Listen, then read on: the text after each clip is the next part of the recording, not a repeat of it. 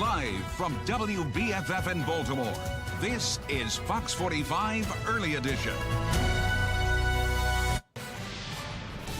Good morning, everyone. Welcome to Fox 45 Early Edition on this Wednesday, June 7th. I'm Megan Gilland. We are in weather alert here this morning. Meteorologist Amy Aronson joining us with a look at why. And I think once you step outside, you can feel it. You know, everybody's talking about it. We noticed it last night. We're noticing it even this morning. You could see with the moon, there was like a weird, eerie glow to it. And we are looking at the potential for problems today due to air quality. So here's a look at the air quality index already this morning. You'll notice I've got a couple of areas pinned for you, and we are all coming in the unhealthy category. And this all has to do with what's happening up in Canada. That smoke is drifting our direction, and that's giving us air quality issues again today. And I think today's actually going to be the worst of it. Upper 50s this morning to start off your day. We really do not recommend outdoor exercise today, so maybe take your exercise inside. Yes, temperatures are starting off close to 60 degrees, but it's hazy out there this morning. And yes, that is that smoke, that particulate matter that can cause some issues for your breathing. So just stay inside, stay safe today, and let the wildfire smoke pass. Now, coming up in 10 minutes, I will walk you through the timeline for the smoke, let you know exactly when it's going to peak and when it's going to improve. That's all in 10 minutes. Megan? All right, Amy, thank you. Making headlines now this morning. Police in Richmond, Virginia are investigating a mass shooting outside of a high school graduation ceremony. According to officials, at least 7 people were shot outside the theater on the campus of Virginia Commonwealth University, where the high school graduation was taking place. As of last night, police say at least 2 of the 3 victims who sustained life-threatening injuries have died. One of the deceased is an 18-year-old man who had just graduated. Shots rang out around 5 last night, shortly after that ceremony ended. People were having panic attacks, falling on the ground, screaming. One child was hit by a car. So this was a very chaotic scene. Police have arrested a 19-year-old as a possible suspect. They believe the individual knew at least one of the victims. Police are currently reviewing security footage from cameras near the scene. Happening today, the Baltimore's Board of Estimates will meet later this morning, and they plan to hear a proposal to approve a communications manager position for Safe Streets at a salary of more than $90,000. The board is also expected to take up the budget for the Peacemobile, which includes a salary of more than $80,000 for the driver. Coming up at 5 o'clock, Olivia Dance will be joining us live with a preview. Well, today's meetings come after a long night at City Hall. Baltimore Police Commissioner Michael Harrison is pushing for more funding for the department. The police department's proposed budget for the next fiscal year is $594.5 million, which is about a 2.5% increase from last year. Despite crime numbers trending in the right direction, council members press the commissioner on crime. But within the police department, what needs to shift in order to reduce the likelihood that someone's going to use a gun? What needs to shift is not just in the police department. What needs to shift is in how we as a city change why a person thinks they, number one, have to carry a gun. There's still very high crime and high violent areas. Can you speak to what we're doing as an alternative for those types of deployment strategies? I just don't see the success. Tri-district is just that stubborn area that it's been our worst microzone since we started doing the microzones. So, and we've sent several teams there. In the meantime, Commissioner Harrison says his officers are up for the job despite the staffing shortages. BPD says they are about 500 officers short, but according to the police union, the number is more like 700. During the hearing, Police Commissioner Harrison addressed his future amid speculation about D.C.'s sheriff opening. Harrison said he isn't going to Washington, that Councilman Eric Costello pushed back on his phrasing. Do you, Commissioner Michael Harrison, do you, notwithstanding the mayor's position, plan on remaining an active and working employee of the city of Baltimore? I don't know that I can answer that question right now because I serve at the pleasure of the mayor. And I have to know where the mayor stands on that. Is it your intention to remain with the city of Baltimore as an active employee, as police commissioner, through the end of your contractual term? I will tell you that I have said no to many opportunities that have come, but there may be a consideration that I may have to consider.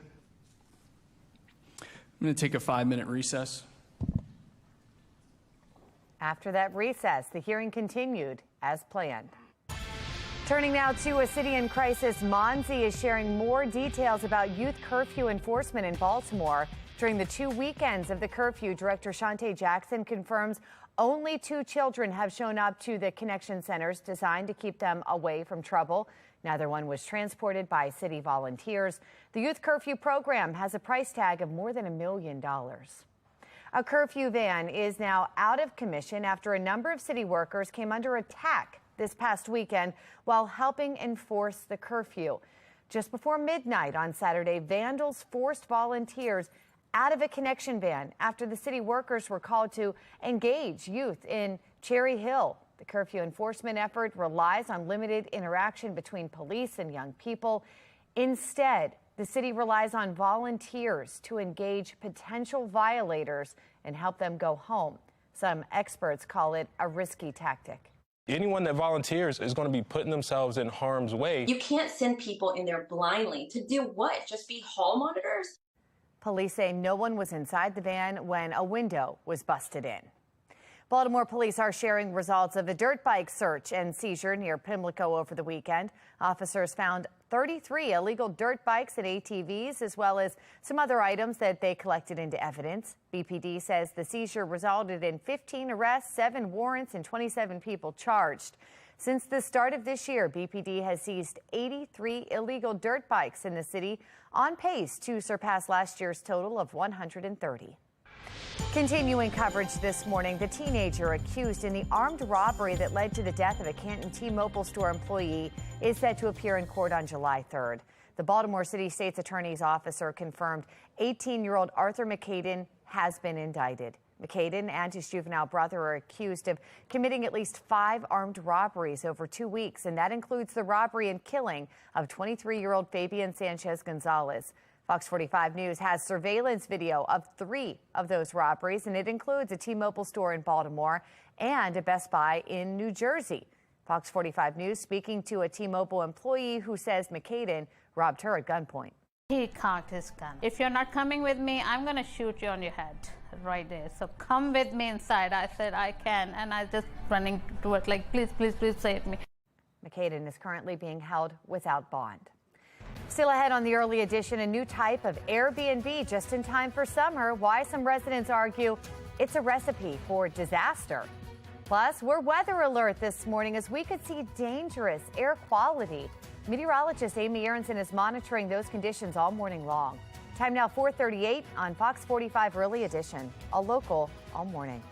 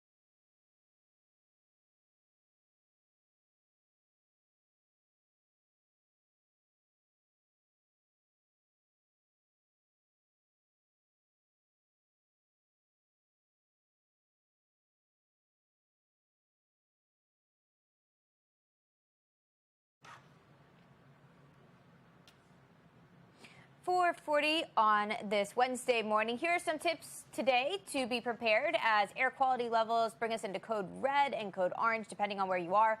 Limit time outdoors, avoid strenuous outdoor work, avoid outdoor exercise. So basically, if possible, stay inside and then crank the AC. You don't want to keep the windows open today. I'll walk you through the forecast for our air quality and let you know when conditions are expected to get worse and then eventually get better. That's all in 10 minutes. Megan? All right, Amy, thank you. Happening today across Maryland, Mayor Brandon Scott will be kicking off Pride Month. It's an art exhibition at City Hall. More than 25 artists' work will be on display. Howard County leaders are unveiling renderings for a Veterans and Military Families Monument in Columbia. And the Baltimore County Farmers Market opens at the Maryland State Fairgrounds. Come rain or shine from 10 a.m. to 1 p.m. Still ahead on the early edition, all eyes on the White House as we look ahead to the 2024 presidential race. The new candidate throwing their name in the race. Plus, Canadian fires having a national impact. The hazy skies being seen in several states and what it means for us here in Maryland today. But first, here's what's ahead this morning on the National Desk. I'm Jan Jeffcoat. This morning on the National Desk, Republicans turning up the heat on Christopher Wray and the FBI. So what's next for the agency and its leader? That's this morning on the National Desk. America's News now, weekday mornings. You can watch the National Desk on our sister station, the CW Baltimore, weekdays from 6 to 9 a.m. Time now 4:42. You're watching Fox 45 Early Edition, all local, all morning.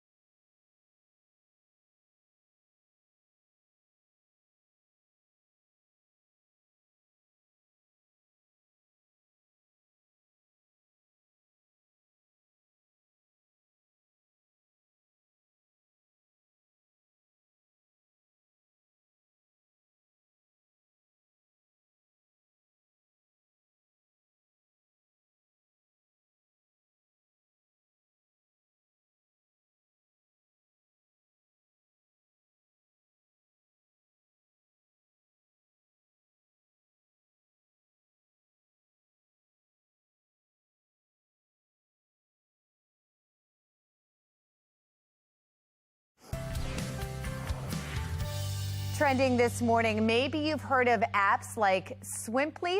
It's like Airbnb, but for backyard pools, and it's causing quite the stir in one Maryland community. I personally would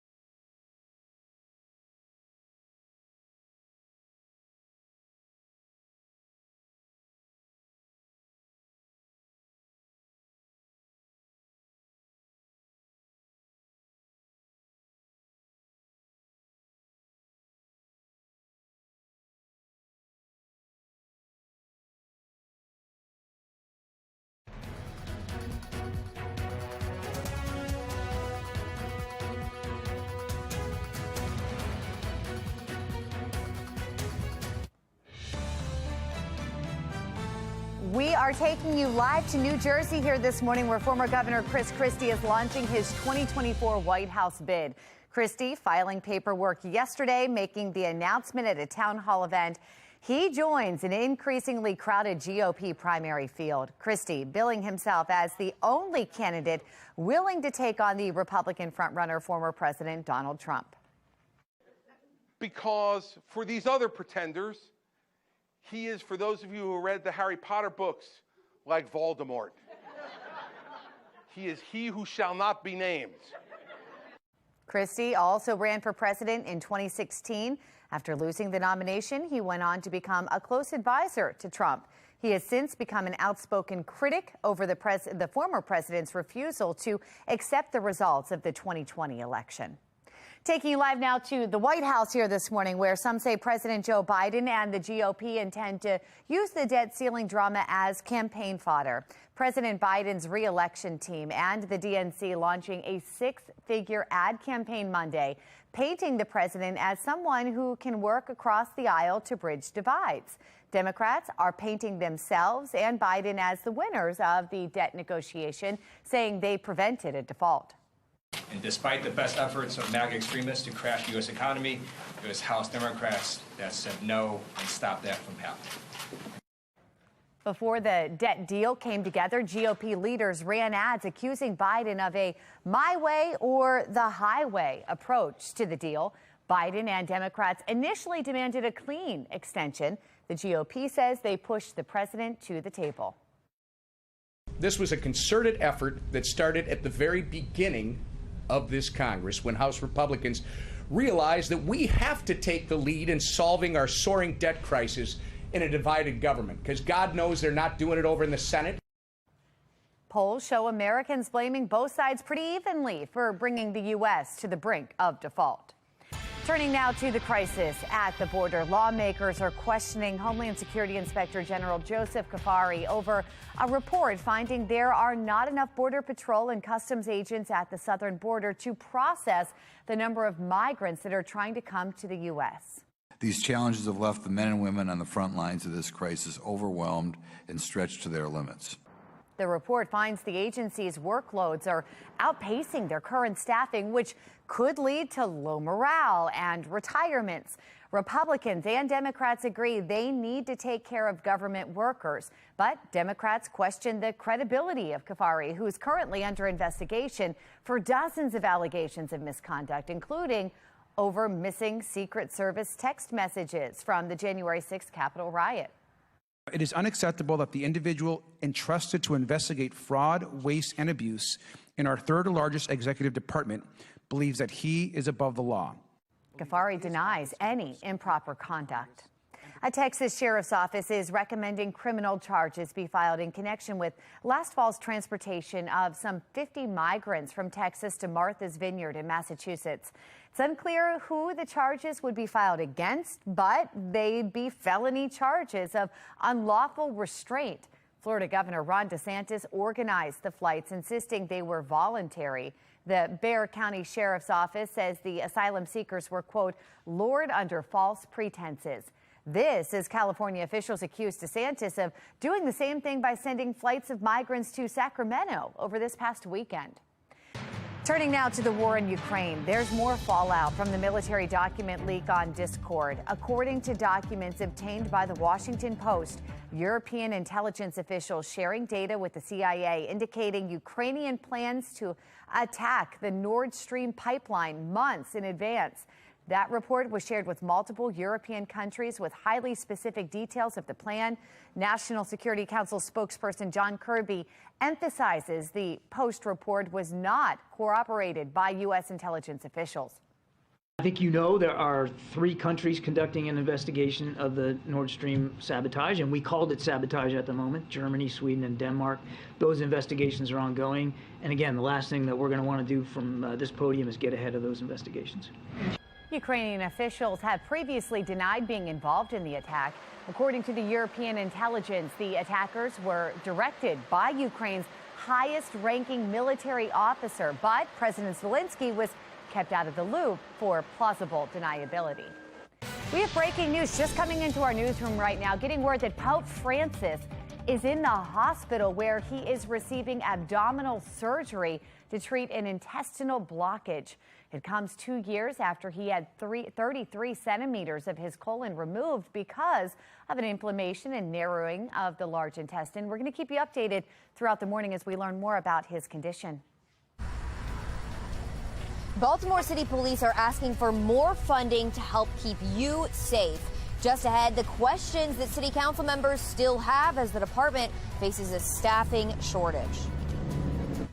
And we are under weather alert today for air quality. I'll explain exactly what that means for you in a couple of minutes. Live from WBFF in Baltimore, this is Fox 45 Early Edition. Good morning on this Wednesday, June 7th. I'm Patrice Sanders. I'm Tom Rogers, and yes, we are weather alert today. The meteorologist Amy Aronson is here, and as we are going to get over to the map behind you, there are a lot of colors on it. Yeah, a lot of colors, something we don't typically talk about here. I think Jonathan said 17 years is the last time our air quality levels were this unhealthy. And today we are already considered in the unhealthy category. So if we take a look at current conditions across our region, we are included in this reddish color here. So that means unhealthy conditions for anybody outside today, and that has to do with our air quality due to what's happening up in Canada. That's some wildfire smoke that's actually reaching us here in Maryland and creating some issues for us today. Temperature-wise, we're still in good shape, mid-50s today, but it already looks smoky and hazy out there, and that's just setting us up for not a great day to actually be outside. So if you typically go for a run or a jog in the morning, I'd maybe take that workout inside today, take it to the treadmill because it is hazy and a little uncomfortable out there for breathing. Plus, it's just not healthy. Temperature-wise, we make our way into the mid-60s by the end of the morning. I will walk you through the air quality forecast hour by hour for the rest of the day, show you when conditions are going to get worse, and then eventually when we should see an improvement too. Tom? Thank you, Amy. Happening today, Baltimore City Board of Estimates is meeting, and on the agenda, more money for the Mayor's Office of Neighborhood Safety and Engagement, or MONSE. Olivia Dance joins us live with what we can expect from that meeting. Olivia. Yeah, Tom, Patrice, that's right. The Board of Estimates is meeting at 9 this morning, and we'll look into the budget for Baltimore's Peacemobile, which is MONSE's newest addition and aims to bring resources into communities impacted by a traumatic event. Baltimore's Peacemobile is unique in that it's meant to serve as a symbol of hope. A place where, regardless of your need, you'll be connected to services, a place where healing can begin after a traumatic event. What a better way to kick off Gun Violence Awareness Month than this. That was Shantae Jackson, director of the Mayor's Office of Neighborhood Safety and Engagement. The Board of Estimates is also being asked to approve the salary of the Peacemobile driver, which is more than $80,000. Fox 45 News did some research on other public safety salaries, and according to salary.com, an average paramedic in Baltimore makes under $50,000. BPD says the starting salary for an officer is just over $60,000, and a newly hired assistant state's attorney or prosecutor in Baltimore earns under $75,000. All three are less than the Peacemobile job. Now, Councilman Costello wrote a letter to MONSE raising concerns over long-term funding. MONSE received $50 million in American Rescue Plan money, which Costello says will run out. The board is also being asked to approve a communications positions manager for Safe Streets at over $90,000. And of course, we'll be monitoring this morning's meeting to see if the board raises any concerns or questions about these new positions. For now, reporting live in Baltimore, I'm Olivia Dance, Fox 45, Early Edition. Thank you, Olivia. This brings us to our question of the day. Do you think the city is moving toward more or less transparency on MONSE funds? So far, 94% have voted less transparent. You can head to foxbaltimore.com to weigh in right now. Today's meetings come after a long night at City Hall last night. And Baltimore Police Commissioner Michael Harrison and his staff front and center with the City Council's Ways and Means Committee. Shannon Lilly joins us live this morning with what the commissioner is requesting. Shannon. Well, Police Commissioner Michael Harrison, Patrice, is asking for a boost to his budget. This all comes as officers across the city continue to work to fight crime in the city. But take a look at this. The Baltimore Police Department's proposed budget for the next fiscal year is nearly $600 million. That's about a 2.5% increase over last year. Meanwhile, Harrison says violent crime is down. He says they've reduced the homicide rate by 17.2% and the non-fatal shooting rate by 7.8%. But despite those crime numbers trending in the right direction, council members still had a lot of questions for the commissioner. Let's take a listen to some of that back and forth. In the police department, what needs to shift in order to reduce the likelihood that someone's going to use a gun? What needs to shift is not just in the police department. What needs to shift is in how we, as a city, change why a person think they, number one, have to carry a gun. There's still very high crime and high violent areas.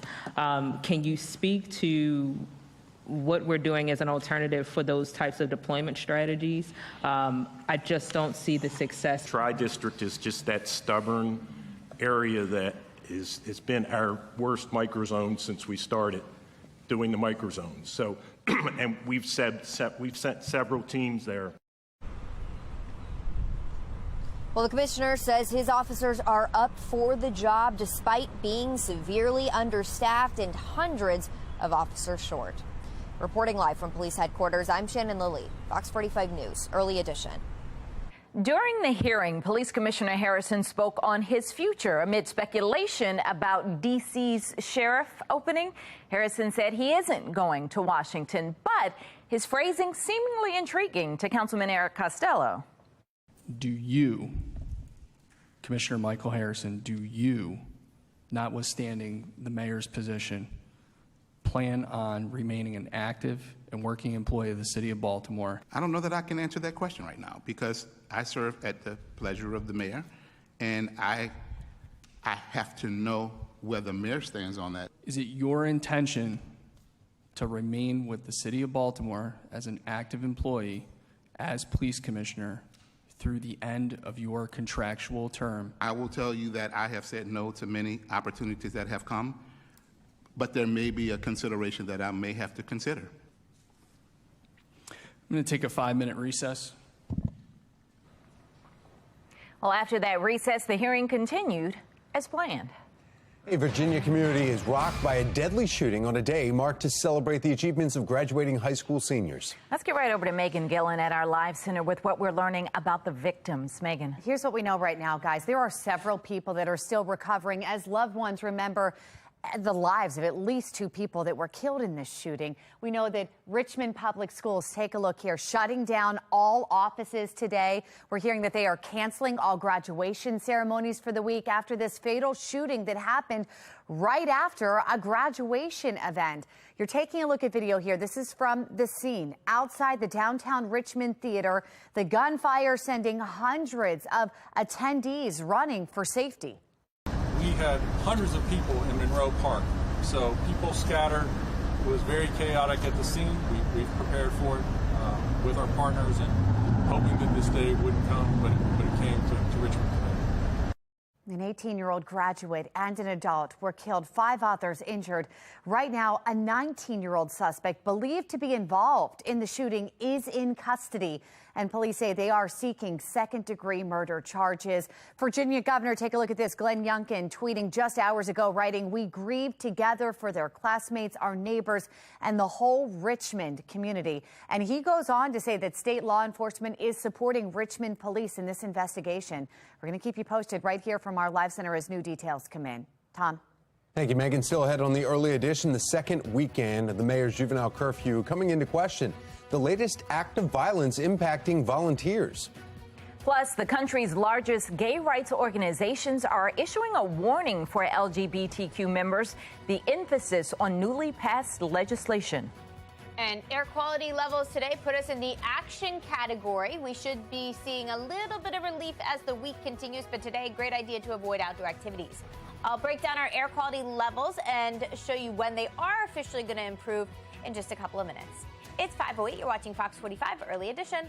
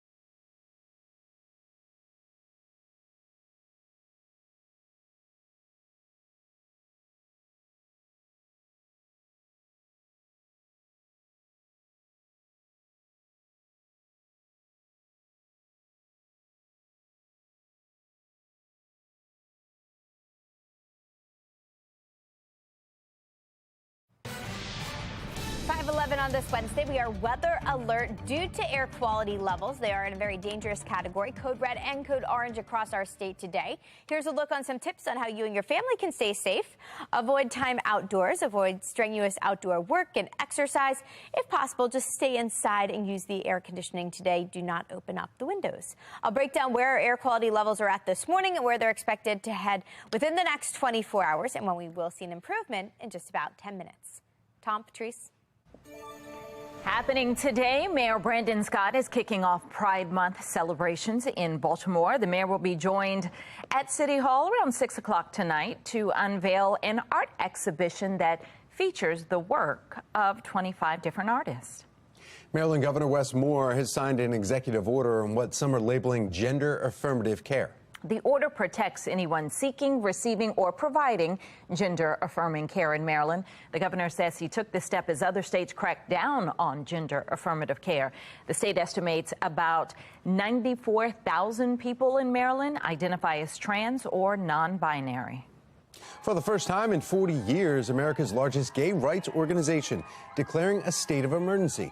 The Human Rights Campaign says this is in response to threats, violence, homophobia, and transphobia. The group says state legislators have introduced more than 400 anti-LGBTQ bills in the first quarter of this year. Still ahead, thousands of U.S. citizens could lose access to federal food assistance in the coming months, why critics point to the new debt ceiling deal as the reason. Good news, kind of, when it comes to the state of the Chesapeake Bay. The new grade painting a positive outlook. 5:13 is the time. You're watching Fox 45's Early Edition, all local, all morning.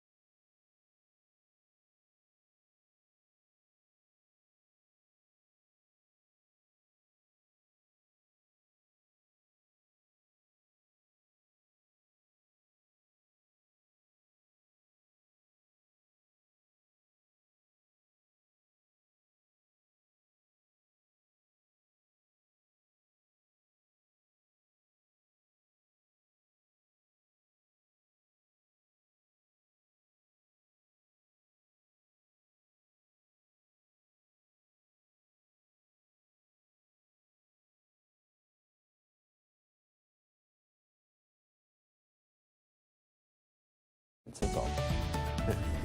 5:15 on this Wednesday morning, and topping your consumer news, all eyes on Wall Street as stocks tick up modestly.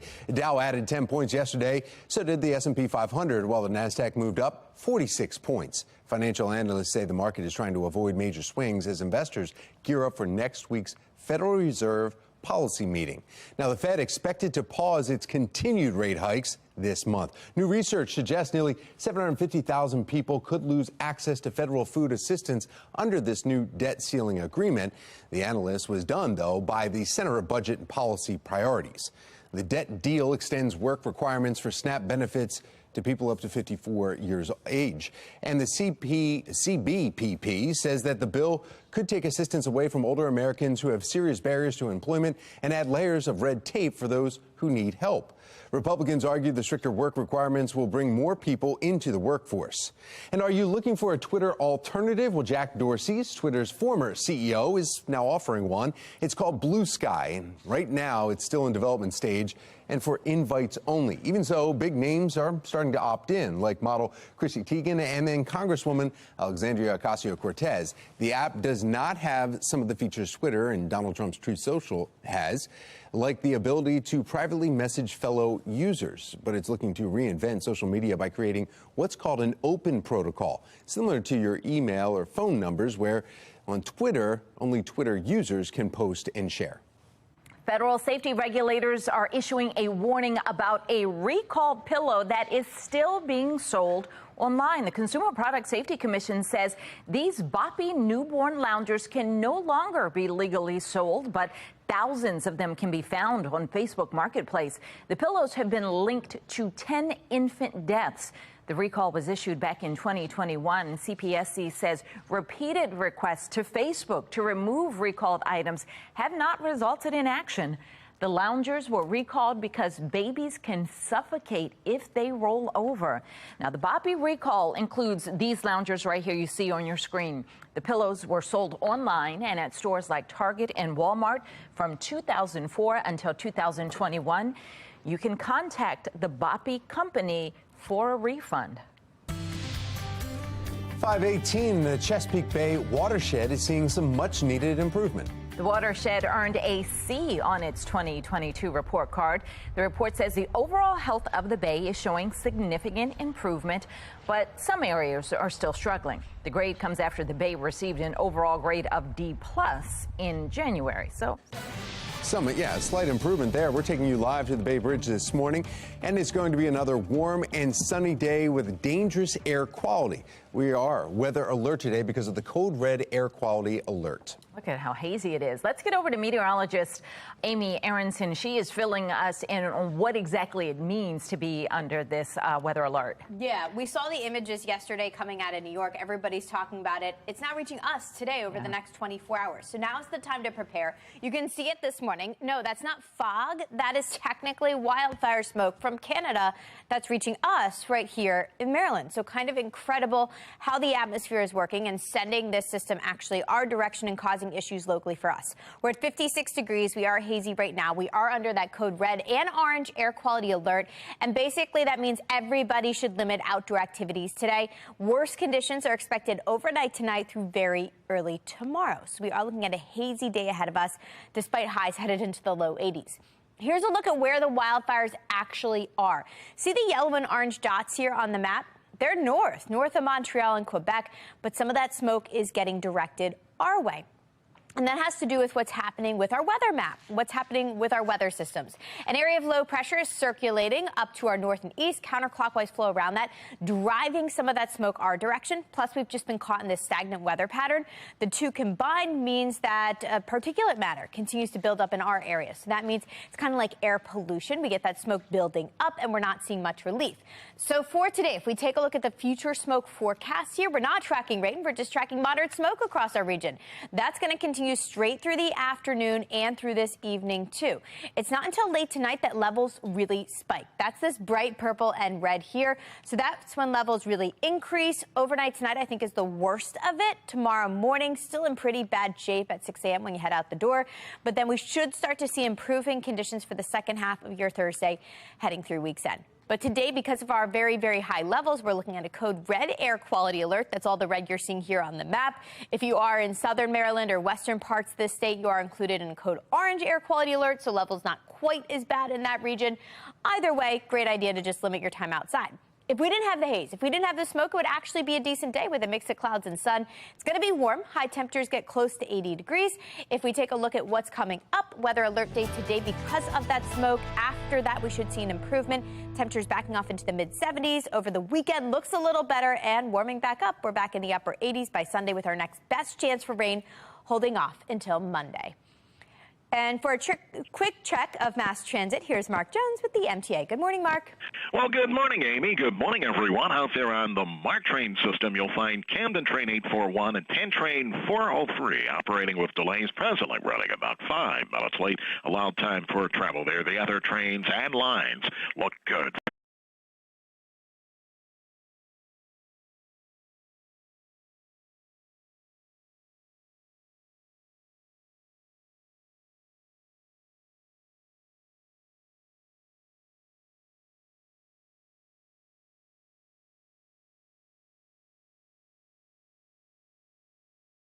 Or the commute start. Out there on Light Rail Link, expect about a 30-minute delay in both directions of that service. Allow time for travel there. Metro Subway Link looking good between Owings Mills and Hopkins Station for the commute start. For the MTA Transit Team, I'm Mark Jones. This Fox 45 News segment is sponsored by Chime Medical Center. It is that time of year where we celebrate Dad, and you could win extra spending money every day from now until June 15th. Grab your phone to scan the QR code for your chance to win a $100 Visa gift card. Play our Father's Day Pop Quiz Trivia Contest, get the question right, and you could win that daily prize of a $100 Visa gift card. So again, just scan the QR code to get the Father's Day Pop Quiz Trivia question of the day. Good luck to you. And Ashley from Baltimore had luck. She was yesterday's winner. Volunteers attacked while trying to enforce the city's curfew. Just ahead, we'll tell you what happened and how the mayor is responding. The 18-year-old arrested for the homicide at this T-Mobile in Canton has been indicted. I'm Olivia Danson. Coming up next, we're looking into the crime spree he went on before robbing this store. You're watching Fox 45 Early Edition.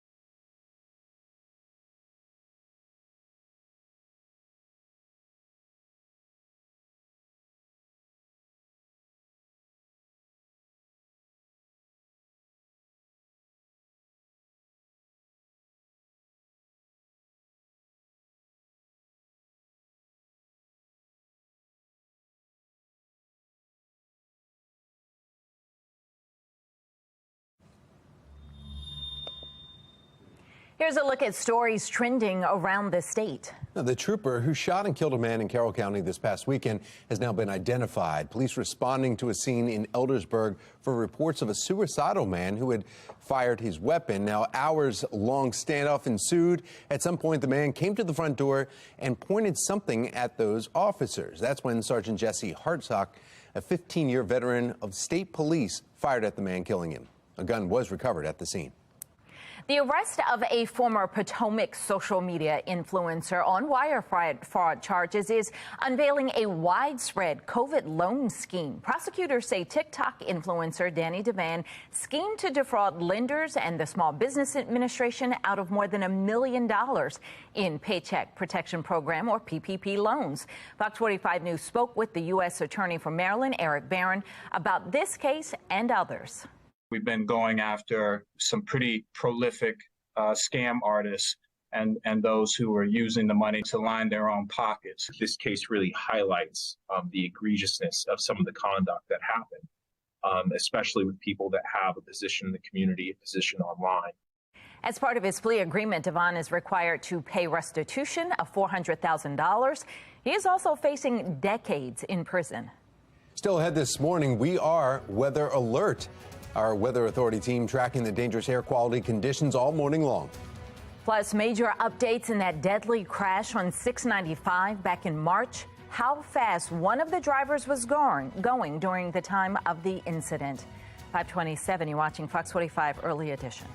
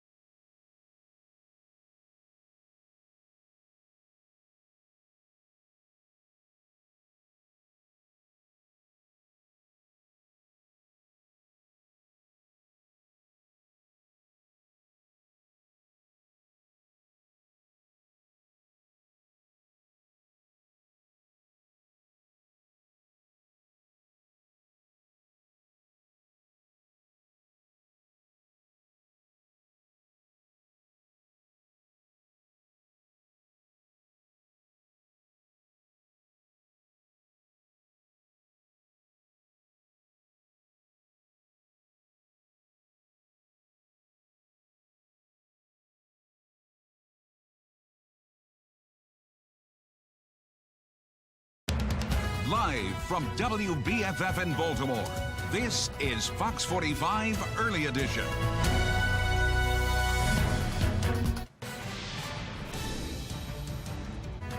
Welcome back on this Weather Alert Wednesday. 5:30 is the time. I'm Patrice Sanders. I'm Tom Rogers. Poor air quality is the issue after we received some rain yesterday afternoon, which was some good news.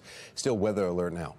We didn't get any rain. No rain? Oh. We didn't get any rain. Meteorologist Amy Aronson is here. I think we're waiting until later in the 7-day forecast, but today is the big concern. Yeah, today is the big concern, and not because of rain, which we actually do desperately need right now. That would help clear things out. Right now, our big issue for the weather alert is actually the air quality, and that has to do with that wildfire smoke from Canada that's reaching us here in Maryland. Bringing visibilities down, actually. Spots like Westminster now reporting 5 miles visibility, Annapolis down to 3 miles. So be prepared for that as you venture out for your morning drive. Otherwise, mid and upper 50s to start things off, but it is hazy and it actually looks foggy out there because of the air quality issues from the smoke reducing visibilities. So for today, it looks like the worst. We're in the action category both today through overnight tonight. I think it peaks overnight, and then tomorrow we should start to see improving conditions for the second half of the day. By Friday, even better. Over the weekend, even better. So today's the day to really avoid outdoor activities and stay inside if possible. If you have air conditioning, that is a great idea instead of opening up the windows. Now, coming up in 10 minutes, I will walk you through that air quality forecast, let you know exactly what it means for the rest of the week. Tom, Patrice. Thank you, Amy. Turning now to a city in crisis. Concerns now rising over how the city's youth curfew is being enforced after volunteers with the city came under attack this weekend. They were in South Baltimore as part of enforcement. Shannon Lilly is live now with what we're learning. Shannon. Well, it was a scary situation for these volunteers, no doubt, Patrice and Tom. And remember, to enforce this youth curfew, the city is relying less on enforcement from the police department and more relying on interactions between volunteers and these youth that could be breaking the curfew. And that's a risky tactic, according to some critics. And this weekend may have been just another example of that. In fact, take a look at this map right here on your screen. It was just before midnight, Saturday night, there on Denham Circle in Cherry Hill, where vandals forced volunteers out of the neighborhood. They traveled to Cherry Hill in a Youth Connection van, very similar to this one, but quickly they returned when the van came under attack. According to the mayor's office, the van was trying to park and engage the group of young people when it was hit by something that shattered the back window of the vehicle. Staff left and the van was placed out of commission. Well, the mayor is saying this in response, quote, "The Scott administration takes the safety of engagement staff extremely seriously, and he will be examining this incident as part of our continuous assessment of protocols and safety measures in the coming days. This isolated incident will not deter our efforts to carry out positive curfew engagement." So fortunately, no one inside that van was hurt during this attack, but critics fear that it could be a matter of time before that happens when you put seemingly untrained individuals out into the city to try to enforce this curfew. Reporting live from police headquarters, I'm Shannon Lilly, Fox 45 News, Early Edition.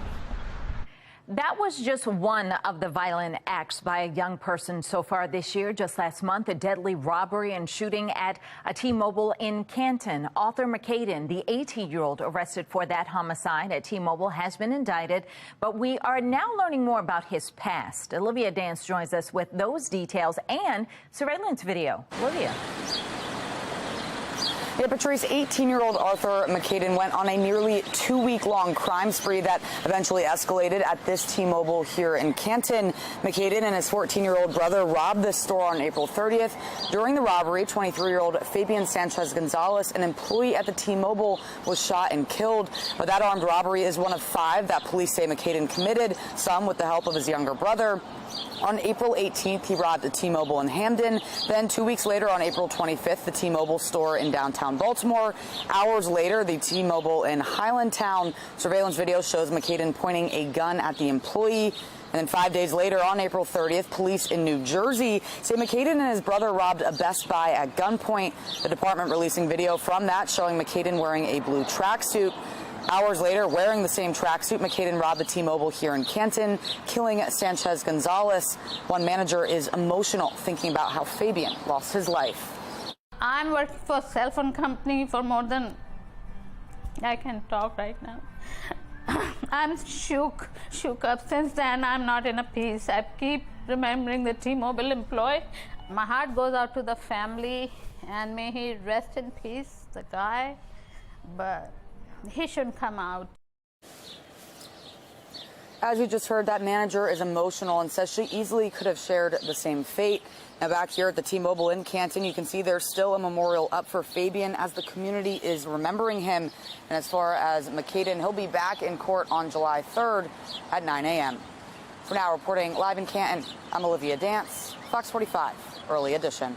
Olivia, crime violence continues to impact Baltimore businesses. A few weeks ago, we shared the story of Jody Rosoff, a longtime business owner in Baltimore who says that she was forced to shut down because of crime. In March, she says she had to fight off an armed robbery for the second time in 6 months. She shared video of one of those fights. This is our second armed robbery in 6 months. We have been here in the city for 44 years. For 44 years, we have paid property taxes. We have paid retail sales taxes. We have employed people. Shame on the mayor. Shame on, the judges and the prosecutors and our former state's attorney for letting this happen to Baltimore City. 5:36 now and continuing coverage this morning. Both drivers involved in that fatal crash along the Baltimore Beltway back in March have been indicted. One of the drivers involved is facing 28 charges. State police arrested 20-year-old Malachi Brown on Monday. He made an appearance in court yesterday. Prosecutors allege Brown was driving in excess of 120 miles an hour before that crash. He reportedly told a state trooper he was only going 60 miles per hour. Because I believe that he is indeed a threat to the community. It's that type of driving that resulted in the death of 6 individuals. Brown was released on home detention with an ankle monitor. Maryland State Police are trying to locate and bring in a second driver involved. She was injured in the crash and is now accused of driving under the influence and speeding. A weather alert this morning for dangerous air quality due to the smoke that's coming from Canada's out-of-control wildfires. Megan Gillen is at our live center with the alerts all across the United States today. Megan. Guys, we're all seeing it. That haze, the red sun and moon. We're taking you live to New York City here this morning as the air quality is expected to actually worsen up and down the East Coast here today. Just to put things in perspective here, take a look at this. On the left-hand side of your screen, that is video of the New York City skyline yesterday. On the right, how things are looking already here this morning. It's not pretty, guys. Last night, the air quality index there was above 200 at one point. Guys, that is a level that experts say is, quote, very unhealthy and much worse than cities that consistently have the worst air quality in the world, like Beijing. They were at 103 Tuesday, New Delhi at 152, and Lahore, Pakistan, 169. Take a look at this. This is a satellite image from the National Oceanic and Atmospheric Administration. You can see the smoke, particularly here, thick over portions of Quebec, Ontario, and New York, impacting up to 100 million people across the U.S. And guys, that now includes us right here in Maryland. In fact, take a look at this. You can see much of our state here highlighted in red right now that is labeled unhealthy air quality. Guys, those with asthma or other lung conditions are being warned to limit their time outdoors due to the haze, the difficult breathing conditions. As we look at the Baltimore metro area, you can see we're labeled unhealthy here, 151, surrounding Baltimore areas as well. The big question, when will things get better? Let's bring in meteorologist Amy Aronson with some insight on when this smoke could shift out. Amy. Yeah, I think the next 2 days, that's when we're dealing with the worst of it. Today, for example, as you plan out your day, it doesn't look that bad just looking at the planner here. We've got a mix of clouds and sun and temperatures ending up close to 80, so nice and warm. But what you're not seeing here is that concern for the haze and the high air quality levels. So today, really a great day to avoid outdoor activities if you can. Stay inside, close up your windows too, to prevent that smoky air from drifting in your home. And it looks like conditions will only get worse overnight tonight through early Thursday. But after that, we should gradually see an improvement. So coming up in 10 minutes, I'll show you what to expect for the rest of the week and heading into the weekend too. Tom, Patrice. Still ahead this morning, the Baltimore Police Department in the hot seat with the Baltimore City Council. Their requests and the council's concerns about crime levels. Plus, new insight into where the nation's youngest professionals want to settle down, why they're avoiding some larger cities. 5:39, you're watching Fox 45's Early Edition, all local, all morning.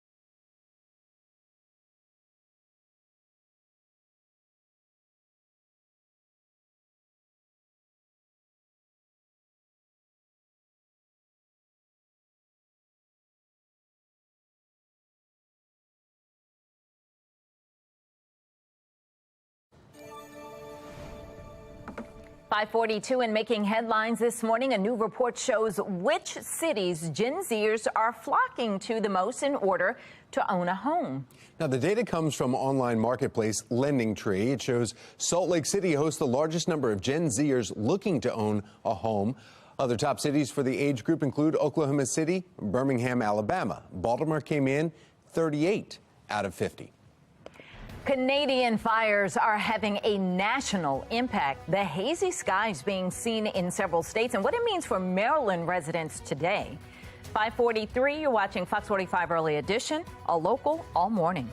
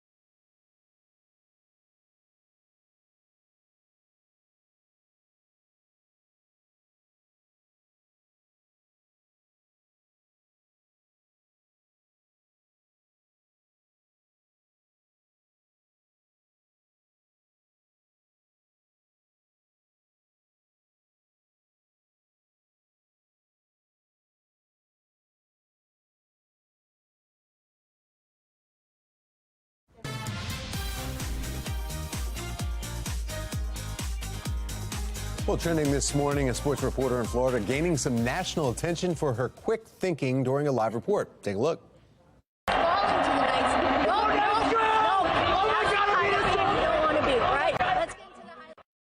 Miami's Samantha Rivera, who was covering the Stanley Cup Finals in Las Vegas when she had to push off a rowdy fan, get him out of the way during her live shot. The NFL then gave her a shot out. Take a look at this. Check out the side-by-side with Titans running back Derrick Henry, known for his massive stiff arms there, too. So look. And she did it. She did. That guy was coming in crazy, and she's like, not having that. Not having that. Not I love now. it. We're live. They deal with that all the time. Yes. When you're out in the field, it's a common thing. Or all random right. people around here just screaming when you're in a live shot. Yeah. I know. We have to do that to Justin regularly. Push him out of our shots. All right. Well, switching to some serious news for us here in Maryland today. We're in weather alert mode this morning due to a code red air quality alert today. The smoke from Canadian wildfires causing hazy and dark skies across multiple states. Look at that. It's just amazing how hazy it is. In Cleveland, Ohio, locals are reveling in the red hazy sunset, but that's a byproduct of smoke from up north. So it's kind of cool to see them in that shot, but you probably should go indoors and breathe some better air. In New York City, a waterfront view shows a dark haze coating that city, limiting visibility across the river. The smoke is causing poor air quality in multiple parts of the country, with officials warning folks with the sensitivity to smoke, you need to stay indoors today.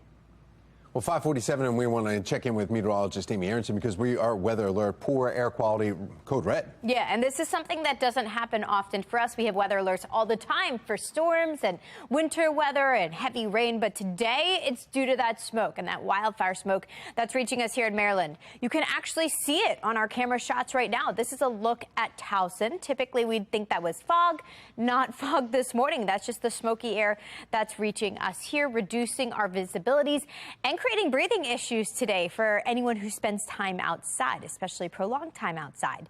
Mid-50s and 60s to start things off, but temperatures really not important today. Rain chances also not important. Although we could use the rain, we're just tracking smoke reaching us.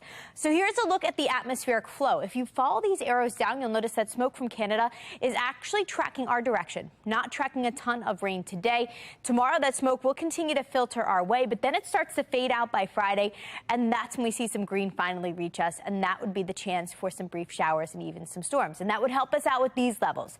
This is our air quality index. Today, for example, we're up to 151, puts us in the unhealthy category for everybody. Tomorrow, little better. We're back down to 137, so unhealthy for sensitive groups. That means anyone who suffers from breathing issues, has problems like asthma. And then by Friday, even better, back in the moderate category, dropping down to 99. So here's a detailed look at the categories and the index values I just ran through. For example, today we're at 151, so it puts us in that unhealthy red category here. And that means anybody, general public, who spends time outside for a long time period could have some breathing issues because of the air quality today. Now, today we'll make our way into the low 80s despite the haze and the smoke. Tomorrow, upper 70s with that haze sticking around. It's not until Friday that I think we see an improvement. We're also tracking that potential for some spotty storms and showers by the late afternoon, which would help us out even more. So we do have limited rain chances this week, and that's also adding to the issue. We're under weather alert today because of the air quality levels. Tomorrow, hazy, so we're also going to continue with some issues through early Thursday. After that, a gradual improvement. By the weekend, I think much better for outdoor activities. We are in the low 80s on Saturday, upper 80s by Sunday. And finally, Monday, that's our next best chance for rain with showers and storms likely at that point. That would also help clean out our atmosphere a little bit. We are in the low 80s as that weather system moves through, and that weather maker will linger and wrap up come next Tuesday. Tom, Patrice.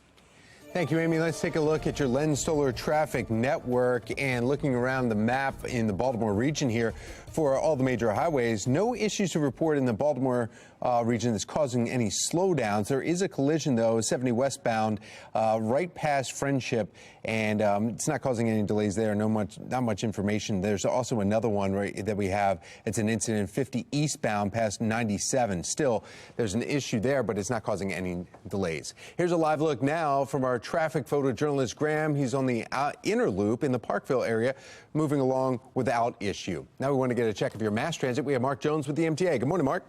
Good morning, Tom. Good morning, everyone. Out there on the MARC train system, we've got Penn Train 511, Penn 407, and Camden 843, all running about 5 minutes late for the start, and Brunswick Train 874 with a 10-minute delay. Allow time for travel there. Light Rail Link has a 30-minute delay in both directions. Certainly allow a little extra time out there on Light Rail Link this morning, but Metro Subway Link off and running on time. No delays or issues in either direction of that service. For the MTA Transit team, I'm Mark Jones. Thank you, Mark.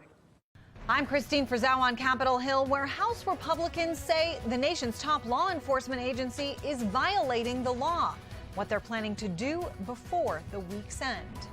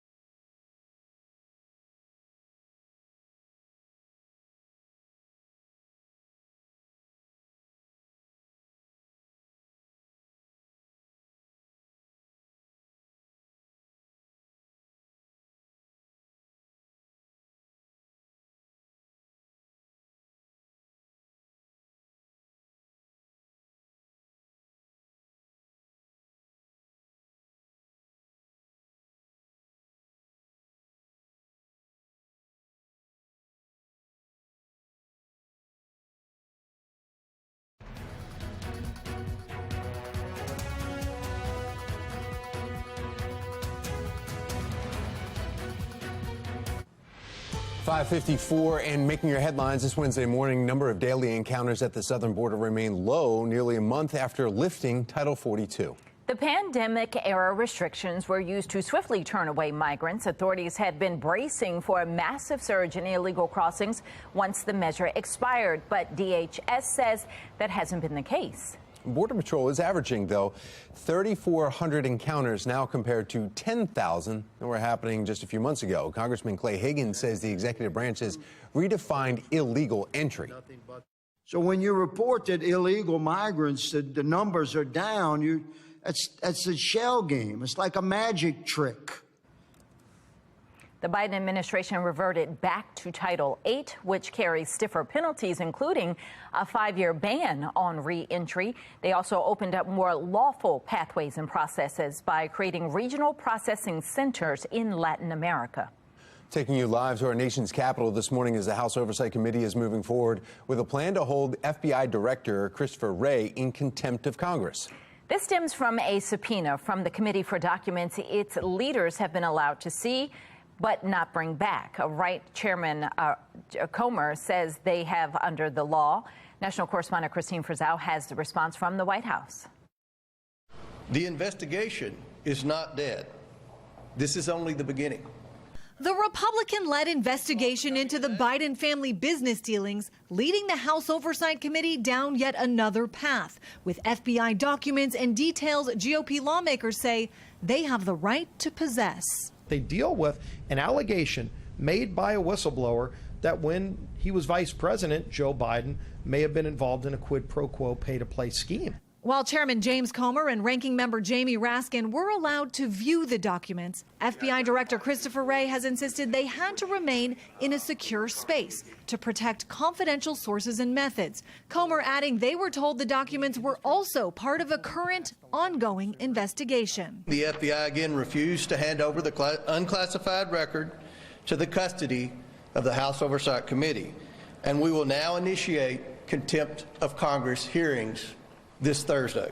One committee member tweeting, the FBI is afraid their informant will be killed if unmasked, as Democrats continue to insist the effort is purely political. Admiral, have you read the report yourself, and do you personally think that there are any national security concerns here? No and no.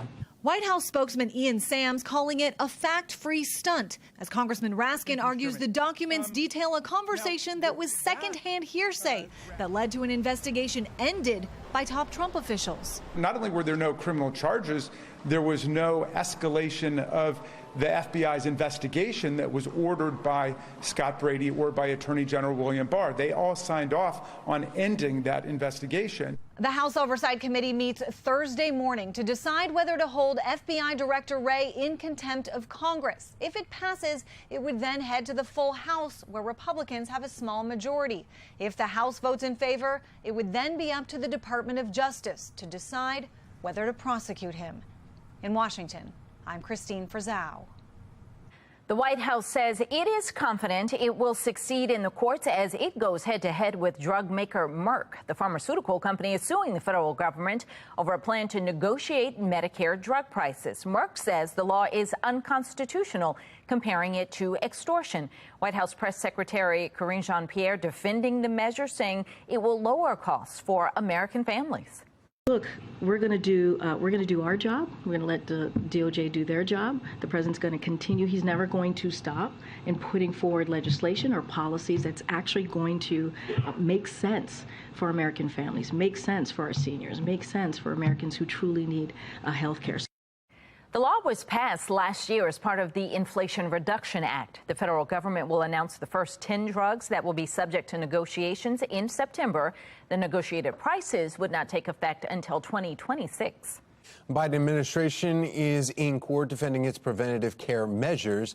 They're fighting an order that would eliminate requirements that health insurance plans include cost-free coverage of HIV-preventing drugs, cancer screenings, and some other care. They say it could jeopardize treatment for some 150 million insured.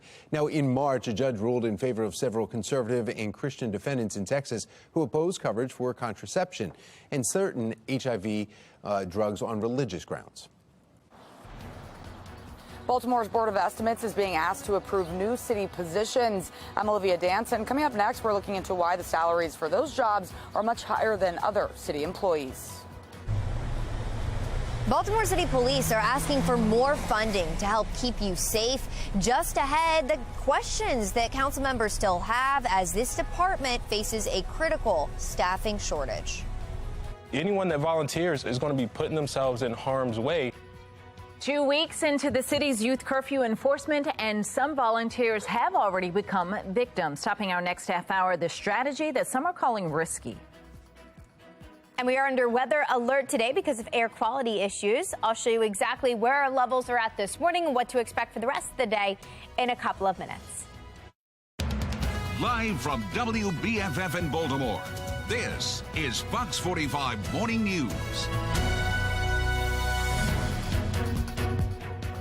Good morning on this Wednesday, June 7th. I'm Patrice Sanders. And I'm Tom Rogers, and we need to get right over with meteorologist Amy Aronson because we are code red today. Yeah, code red for air quality from what's happening in Canada. So all that smoke drifting our direction and impacting us over the next 24 hours like it's impacted our neighbors to the north in spots like New York City. So we're under weather alert because of all of this, kind of unusual for us here in Maryland. But if we take a look at our air quality index right now, I've got a couple of locations pinned. We're all coming in this reddish color, which puts us in the unhealthy category.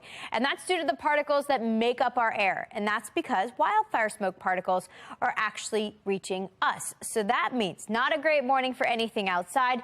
Yes, it's comfortable temperature-wise with temperatures in the mid-50s, but it's really a better idea to keep your exercise inside over outside today. And that's because we're looking at hazy conditions and unsafe conditions really to spend a prolonged period of time outside for your breathing. Temperature-wise, we do end up close to 70 by the end of the morning.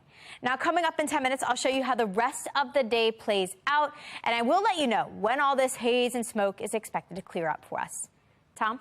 Thank you, Amy. Let's take a look at your Lynn Solar Traffic Network and the area around the inner and outer loop here near Lock Raven Boulevard. Looking great. In fact, the entire map around the Baltimore region is clear except for one incident, and that is in West Friendship 70 westbound. One vehicle involved there, but it's not causing any delays.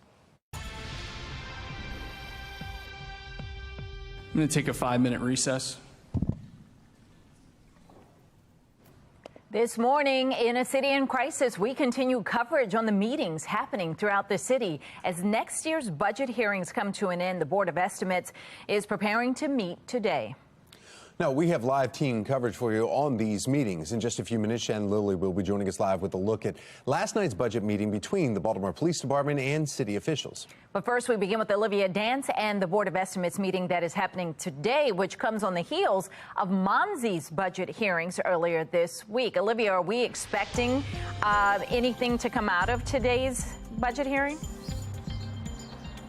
Yeah, Patrice, so the Board of Estimates is meeting at 9 this morning, and they'll look into the budget for Baltimore's Peacemobile, which is Monzi's newest addition and aims to bring resources into communities after traumatic events.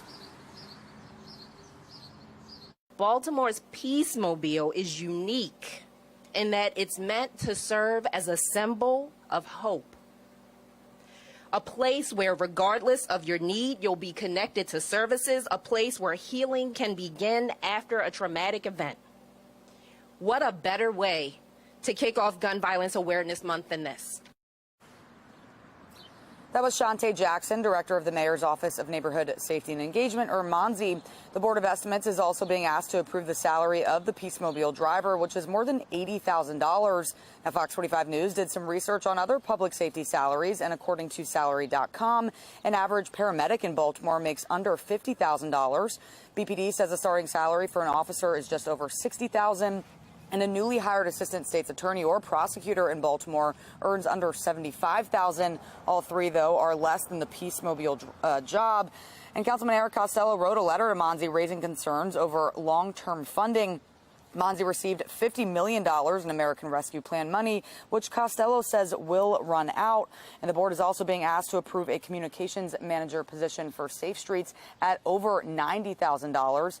Of course, we'll be monitoring this morning's meeting to see if the board raises any questions or concerns about these requests. But for now, reporting live in Baltimore, I'm Olivia Dance, Fox 45 Morning News. Thank you, Olivia. This brings us to our question of the day. Do you think the city is moving toward more or less transparency on the Monzi funds? So far, as you see on the screen there, 95% of those responding saying less transparent. You can weigh in right now by heading to foxbaltimore.com.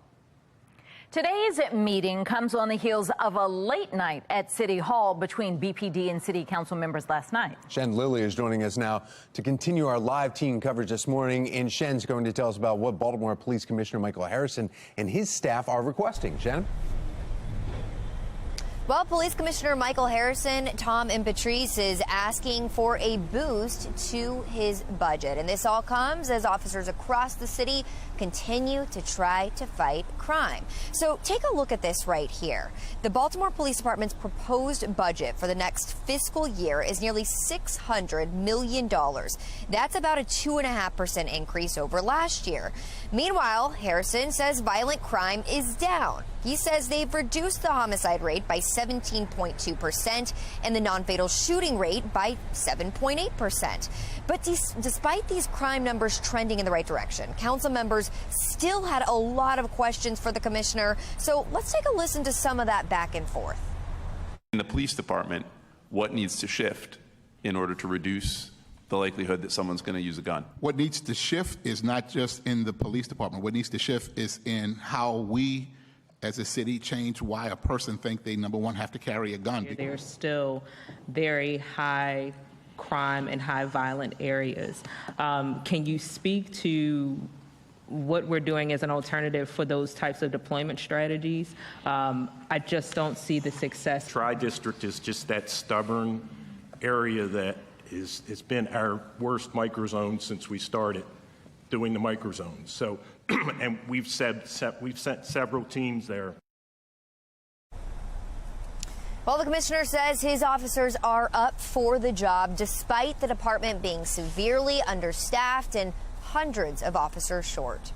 Reporting live from police headquarters, I'm Shannon Lilly, Fox 45 Morning News.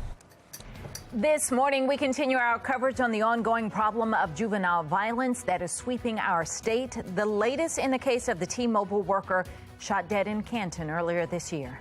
I heard the call come over my radio, and you could hear the chaos and screaming. Gunfire breaks out after a high school graduation. What we are learning about the victims and the person now in custody. And although visibilities look okay in Baltimore right now, Westminster down to 5 miles, Gaithersburg down to 2. I'll explain the reason behind the reduced visibilities and what you can do to stay safe today in a couple of minutes. It's 6:06. You're watching Fox 45 Morning News, all local, all morning.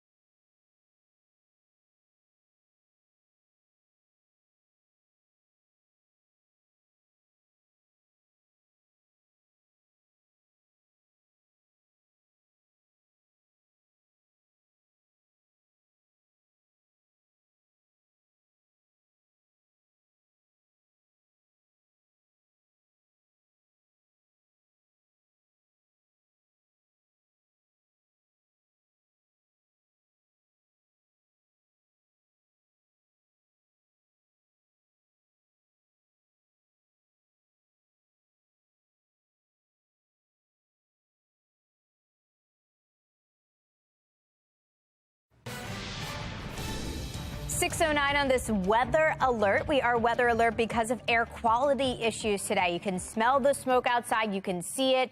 That's what we're going to be dealing with for at least the next 24 hours. So here are some tips on how you can stay safe both today, and actually these apply to tomorrow too.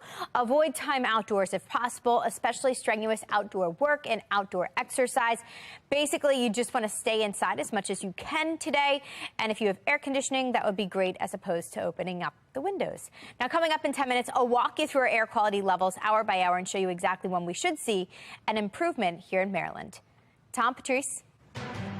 Thank you, Amy. A Virginia community rocked by a deadly shooting on a day marked to celebrate the achievements of graduating high school seniors. Let's get over to Megan Gillen at our live center with what we're learning about the victims. Megan. Guys, we know right now there are several people that are still recovering as loved ones remember the lives of at least 2 people that were killed.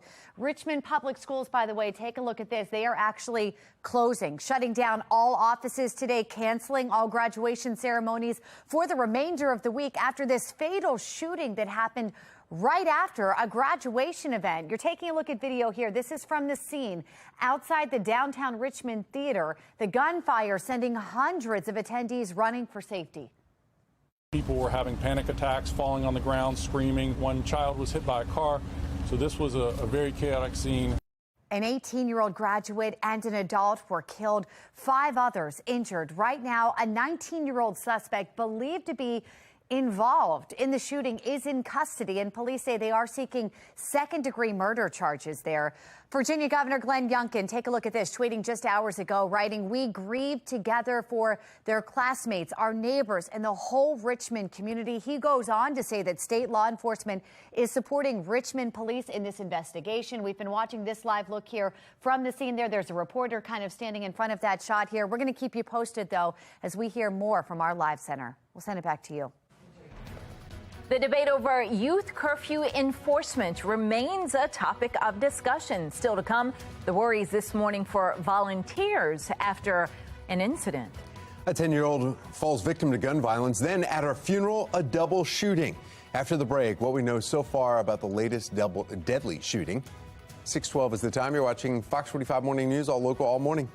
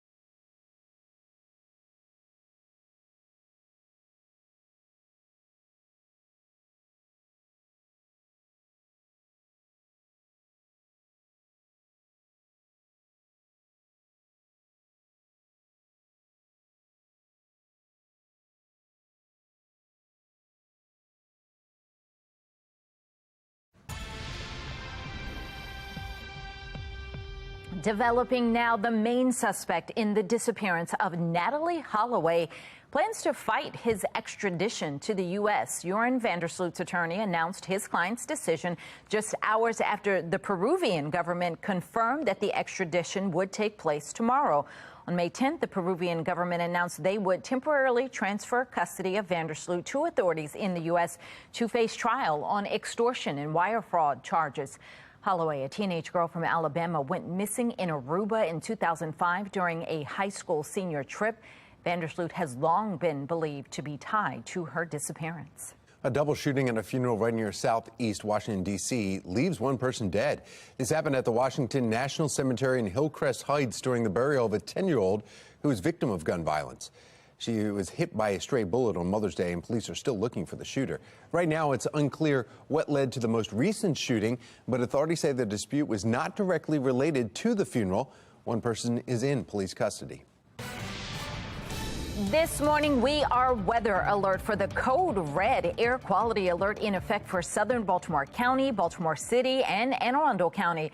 Look at that. That's the reason why. It's because of wildfire smoke from over 100 fires in Canada, creating smoky skies, and that is posing health dangers. Now, this may impact outdoor sports and activities that are planned for today. We'll take a look at this. Same wildfire smoke impacting us here in Maryland, hitting New York. On the left, the view from Yankee Stadium yesterday, wildfire smoke clouds enveloping the stadium, and then on the right is a view over Manhattan where the city's just kind of swallowed up in an orange glow.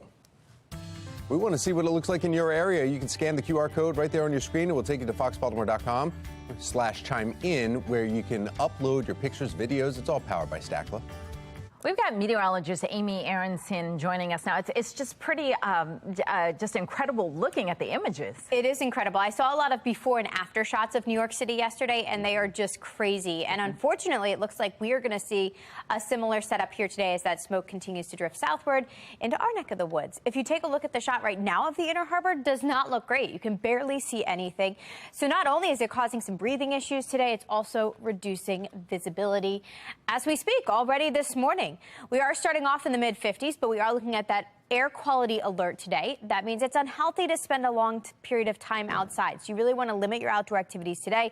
The worst conditions are expected later today, overnight tonight, through very early Thursday. After that, we'll gradually see an improvement.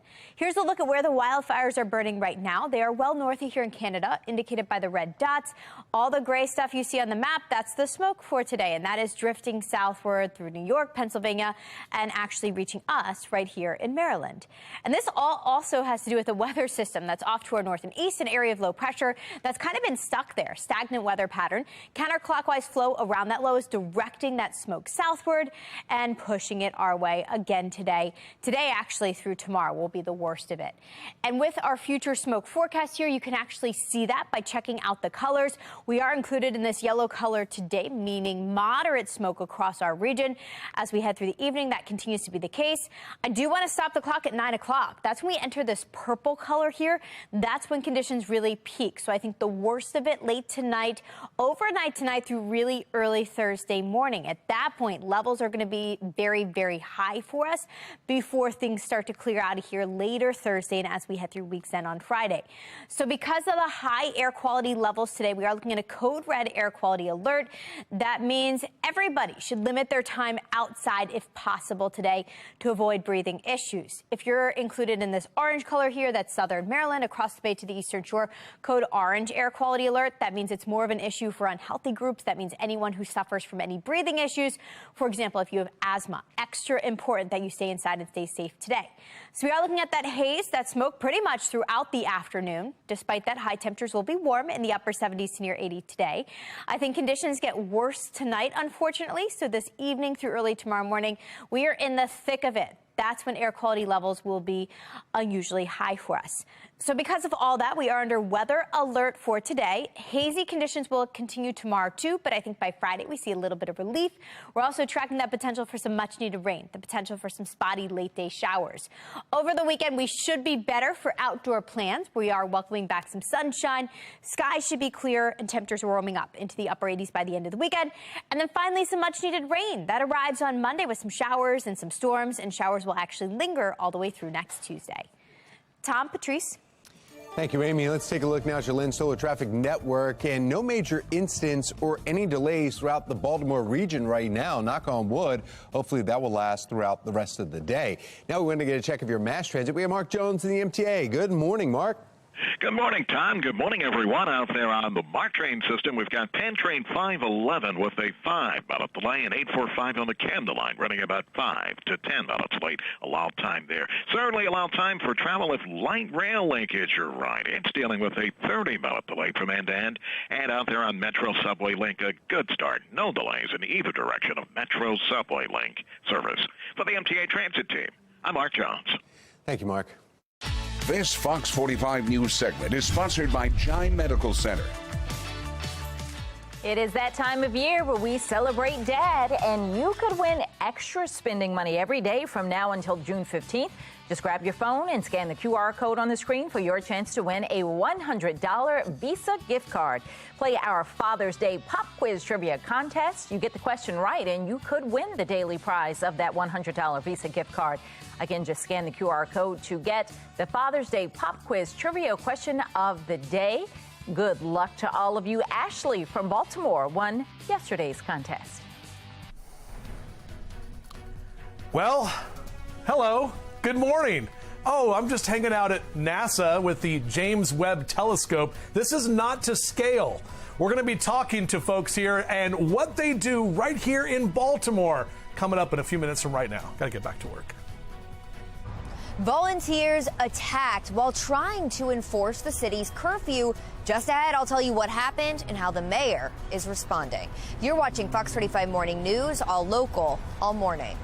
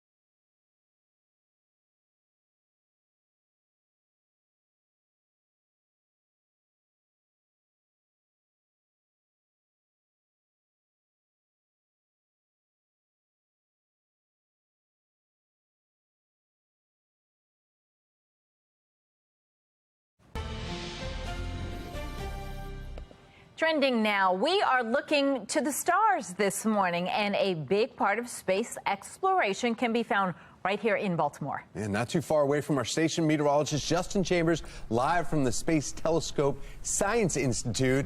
And yeah, he's all smiles this morning, having a good morning already, right, Justin? Absolutely, Tom Patrice. Good morning to you all. Yes, that is exactly where we are on the Johns Hopkins University campus. And yeah, just a stone's throw from the old TV station. We're here talking to Matt Feeney and the folks. I should probably be quieter, but I guess the telescope can't really hear what we're talking about right now. Right, Matt? That's right. We have to command all of it right here off the command line. Can't talk to it like a person, but it's the next best thing. So you guys right here, Matt, you said you've been here about 5 years. Talk about exactly what you do in this room and how you're literally controlling what the satellite is, or what the telescope is doing right now. So we are commanding it right now, telling it where to look throughout the universe. Scientists from all over the world have submitted proposals. We have galaxies, planets, everything we're looking at right here from the control room. We control it right here in the front row. And when we talk about, you know, the scale of how big this, not only the telescope is, but what, million miles from Earth, that's where it is. Now, is it in its current spot? Is it going to be moving, or is it good to go? And that's where we're going to be looking at all the stuff. Yes, it's there. It's 1,000,000 miles away. It's orbiting much farther than the moon is, and it'll be there until the duration of the mission. So, which is how long? How long is that mission? It could be 20, 30 years. Who knows? Wow. Now, what have you guys found? I know that we just launched last year. So, what have you guys found so far that are really, you know, exciting things? I know there's some great images that are out there. Oh, fantastic images. The oldest galaxies humans have ever seen, we've seen with this telescope. And also planets. There's been exoplanet atmospheres that we've learned so much about with James Webb. It's changing science and astrophysics. All right, I love it. We got so much more to talk about. Matt will be here. We'll talk with some of the other folks as well. And it's crazy, Tom and Patrice, they actually can go back and look at something as old as Tom Rogers with this telescope. So it's pretty exciting here at the Space Telescope Science Institute. Funny man as he's holding his golden donut. Yeah. It does look like a donut, but that's pretty. It's pretty neat that they can go back in time. You know, in time like that. It's interesting. Beyond your age. Yes. Way beyond my age. Yeah. All definitely. Right. Thank you. Well, today we are seeing some areas around the Baltimore in code red for air quality. Coming up, meteorologist Amy Aronson taking a look at what that means and then when we could see it clear up. The 18-year-old arrested for the homicide at this T-Mobile in Canton has been indicted. I'm Olivia Danson. Coming up next, I'll tell you about the crime spree he went on before robbing this store. You're watching Fox 45 Morning News, all local, all morning.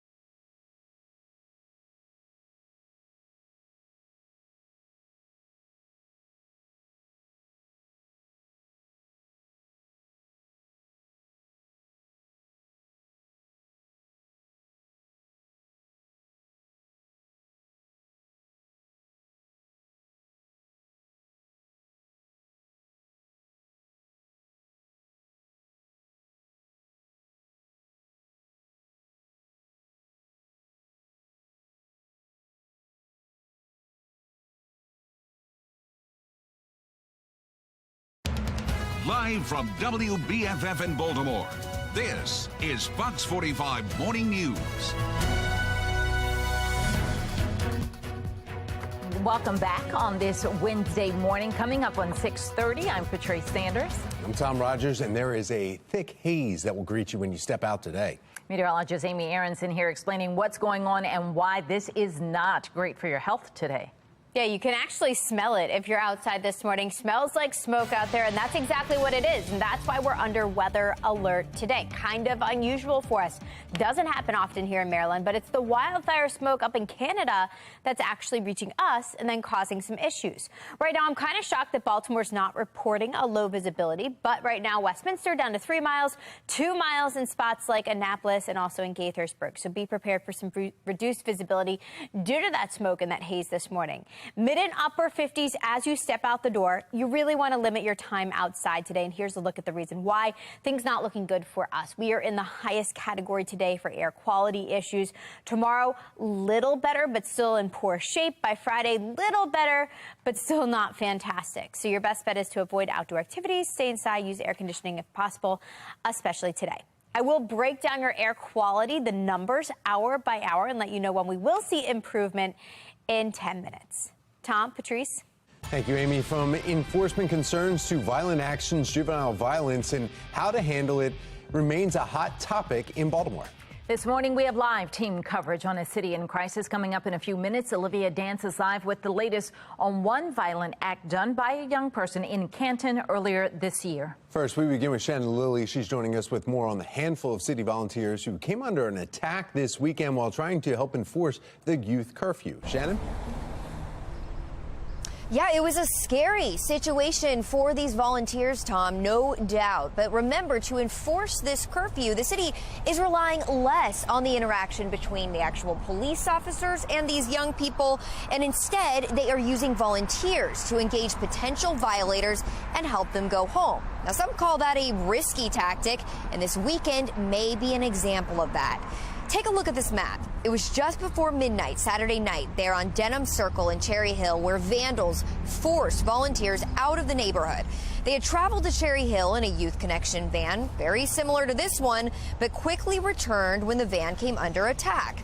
Now, according to the mayor's office, the van was trying to park and engage the group of young people when it was hit by something that shattered the back window of the vehicle. Staff left and the van was placed out of commission. Now, the mayor saying this right here in response, quote, "The Scott administration takes the safety of engagement staff extremely seriously and will be examining this incident as part of our continuous assessment of protocols and safety measures in the coming days. This isolated incident will not deter our efforts to carry out positive curfew engagement." So fortunately, no one inside that van was hurt during this attack, but critics worry it could be just a matter of time before someone does get hurt when you have these seemingly untrained volunteers going out into the community and trying to enforce this curfew.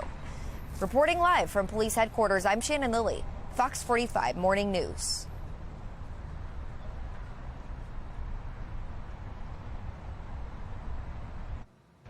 Thank you, Shannon. Today, the Board of Estimates will meet in our next half hour. What is on the agenda as far as Monzi's funding goes?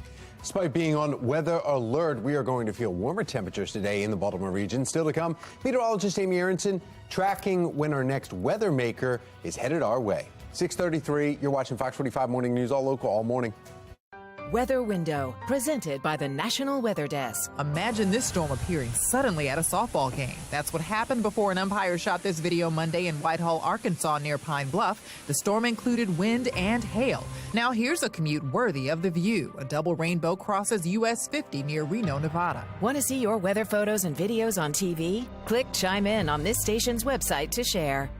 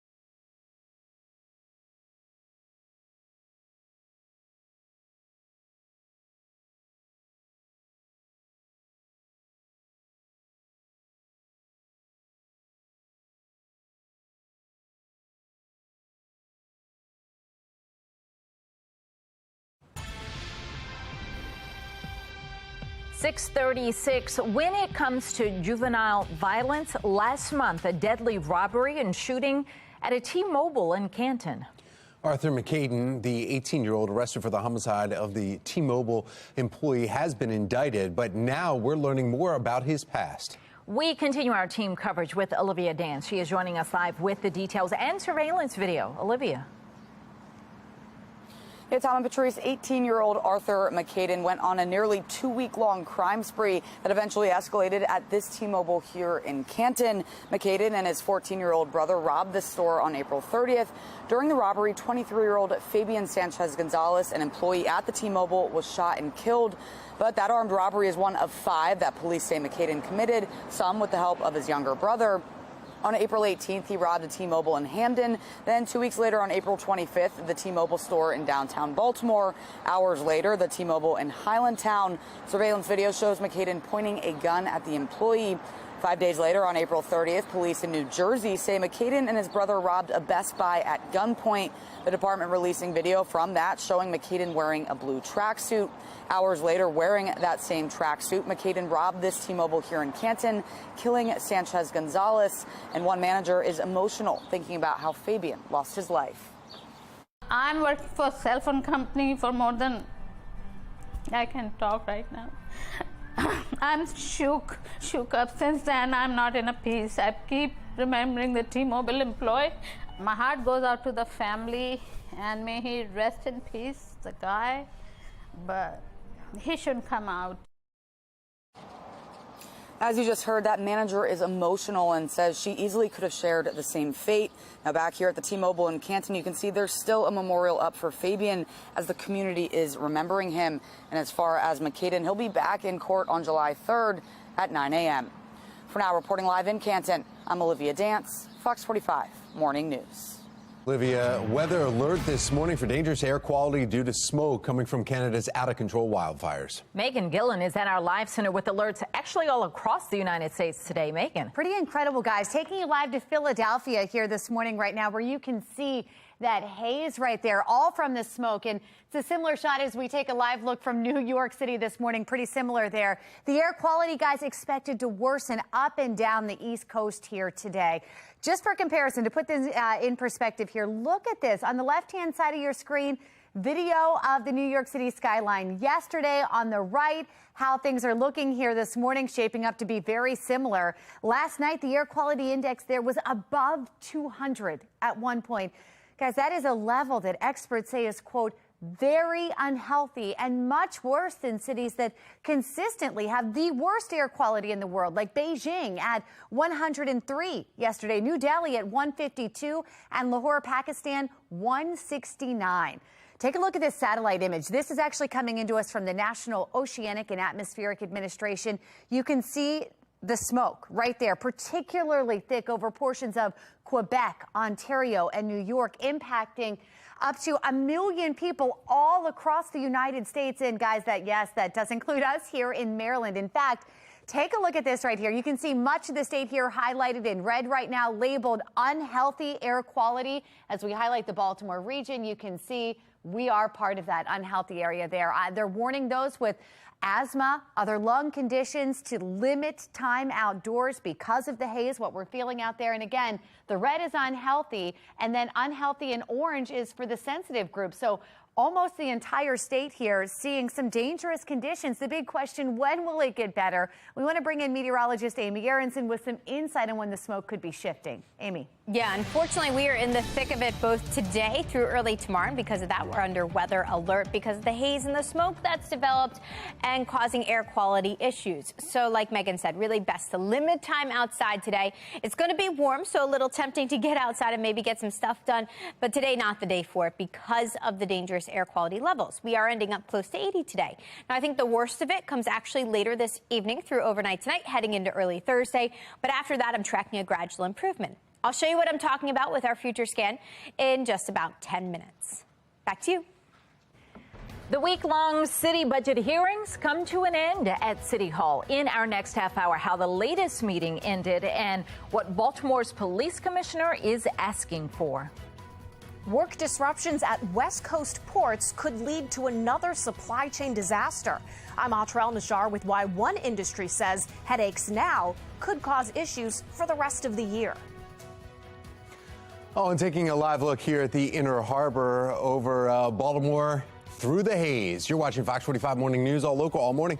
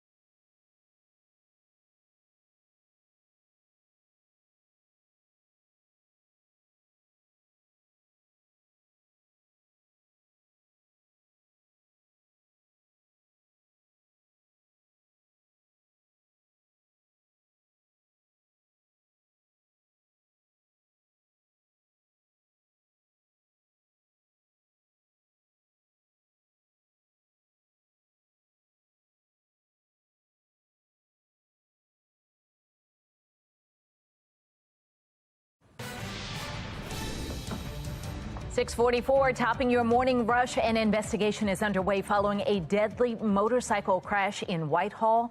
State police say the victim crashed into a road sign and then a utility pole. He died at the scene. In Carroll County, the trooper who shot and killed an Eldersburg man has been identified. Police responded to reports of a suicidal man this past weekend. The hours-long standoff came to an end when the man came to the front door and pointed something at officers. That's when Sergeant Jesse Hartsock, a 15-year veteran of the state police, fired at the man, killing him. Well, today, the Baltimore City Board of Estimates is meeting, and on the agenda, more money for the Mayor's Office of Neighborhood Safety and Engagement, or MONSE. Olivia Dans is joining us live now. And Olivia, what can we expect, though, from this meeting? Yeah, Tom, that's right. The Board of Estimates is meeting at 9 this morning, and they're looking into the budget for Baltimore's Peacemobile, which is MONSE's newest addition and aims to bring resources into communities after a traumatic event. The board is being asked to approve the salary of the Peacemobile driver, which is over $80,000. So Fox 45 News did some research into other public safety salaries, and according to salary.com, an average paramedic in Baltimore makes under $50,000. BPD says a starting salary for an officer is just over $60,000. And a newly hired prosecutor in Baltimore earns under $75,000. All of those jobs make less than the Peacemobile job. So coming up in about 15 minutes, find out why one councilman has concerns with MONSE's budget. Back to you. Baltimore City police leaders are making a push for more funding, capping a week's worth of budget hearings at City Hall. Shannon Lilly is joining us live. And Shannon, how much money are we talking about? Well, we're talking about close to $600 million, Patrice. That's the Baltimore Police Department's proposed budget for the next fiscal year, and it's about a 2.5% increase from last year. Now, the police commissioner is asking for that increase in the budget in order to try to keep the city safe. But he does say that crime numbers are trending in the right direction, with homicides down. But even despite that, council members still have a lot of questions, especially as this department is facing some severe staffing shortages. So coming up in the next 15 minutes, we're going to hear from those council members, a little bit of the back and forth from last night's meeting and their concerns that remain. Now back to you. All right, 6:47 now. We need to get another check of what's happening out there today. Yeah, that's right. Meteorologist Amy Aronson dealing with poor air quality, and also some saw some rain yesterday, Amy, but a lot did not. Yeah, a lot did not yesterday, and we actually could really use the rain right now because we're all waking up to that smoke this morning. I've seen lots of folks messaging me saying it feels like smoke outside. This is the reason why. You can actually see it now looking down at Towson. And see that fire up in the sky? That's not fire. That's actually the sun looking crazy this morning because of the smoke that's passing on by, reducing our visibility. So all that light getting scattered in the atmosphere. We are starting off in the upper 50s, low 60s this morning, so it feels comfortable despite the smoke that's underway. Here's a look at where it's coming from. It's coming from up in Canada. So what's happening is we've actually got a storm up there too. That's directing our airflow right towards us. So it's directing that smoke our direction, not the rain. We could use the rain. We're not going to see much of it over the next couple of days. Smoke continues to be an issue tomorrow, should fade a little bit on Friday as we throw in that chance for some spotty showers and potentially a thunderstorm, but not much in terms of rain over the next 3 days. Not good for our air quality index. Today, for example, it's at 151, unusually high for us, and puts us in the unhealthy category. For everybody, that means everybody should limit time outside today. Tomorrow, a little better. We're at 137, so it means it's unhealthy for sensitive groups. If you have issues with breathing or asthma problems, you want to limit your outside time then. Now, on Friday, even better. We're back down to 99. Still not great. Still puts us in the moderate category as opposed to the good category. So here's a breakdown of all the categories based on that index value. For example, today we're close to 151, puts us in that red category, the unhealthy category, and that means you could suffer from health impacts because of the smoke today if you spend prolonged periods of time outside, especially if you're working outside or exercising outside. So today we're dealing with the haze, same for tomorrow. Both warm days with highs close to 80. By Friday, little better. We also throw in that chance for some much needed rain, some spotty showers, even a thunderstorm later in the afternoon and in the evening with highs backing off into the mid 70s. We are under weather alert today because of the haze and because of the smoke that's reaching us here in Maryland, causing air quality issues. Haze will stick around through Thursday. I did throw in that chance for some much needed rain later Friday. It's not a big one. Weekend is dry, but I don't think air quality should be as much of an issue. Temperatures are warming into the upper 80s by Sunday, so perfect for some pool time. By Monday, we are tracking a better chance for some showers and some storms. Much needed rain kicks off a brand new week, and it looks like some showers will actually linger through next Tuesday, too. Tom, Patrice. Thank you, Amy. Let's take a look at your Lynn Solar Traffic Network. And yeah, this is 695 right at Burning Highway. You can see that haze that Amy was just talking about, the sun coming up. It makes it look like it has a Mars or an orange glow to it. But traffic's moving along just fine around the Baltimore region. No issues to report. In fact, here's another live look right now from our traffic photojournalist, Graham. He's cruising along Outer Loop, Milford Mill, heading south towards Woodlawn. And you can see the roads. Traffic's starting to pick up, but everyone's moving along just fine. Take a look at this. One of our viewers sent us video of a bear they spotted in their backyard in Columbia. Looks like they were over at the bear was over at their neighbor's yard, kind of just, you see it stand up before running away and taking off out of the yard. Maybe it's like, wait a minute, maybe there's something in there, maybe not. National Park Service says you should always keep your distance if you see a bear or its cubs. You don't have to tell me that. I'm going to keep way far. Identify yourself by calmly talking and making sure the bear knows that you're out there. Don't startle the bear, and then move away slowly. Bears can run as fast as a horse, and it is unlikely you're going to be able to outrun it if it decides to attack. Climbing a tree won't help either. Yeah, well, are you in need of a pool day this summer? And I do mean just a day. Stay tuned, because coming up, we'll tell you how your neighbors in Montgomery County are reacting to an app like an Airbnb, but for swimming pools. We are at Mission Control looking into deep space with the James Webb Telescope. We found one that's a little bit bigger. Coming up in a few minutes, we'll talk with more of the folks here that help control what's happening deep into the universe. You think there's a rofo in space? Where do they get their coffee? How do they brew it up? And would they need to have a cap on it? I don't know. I don't know what they're gravity. doing, but for us, it's time for a coffee break. Yeah, you wouldn't be able to do a drip.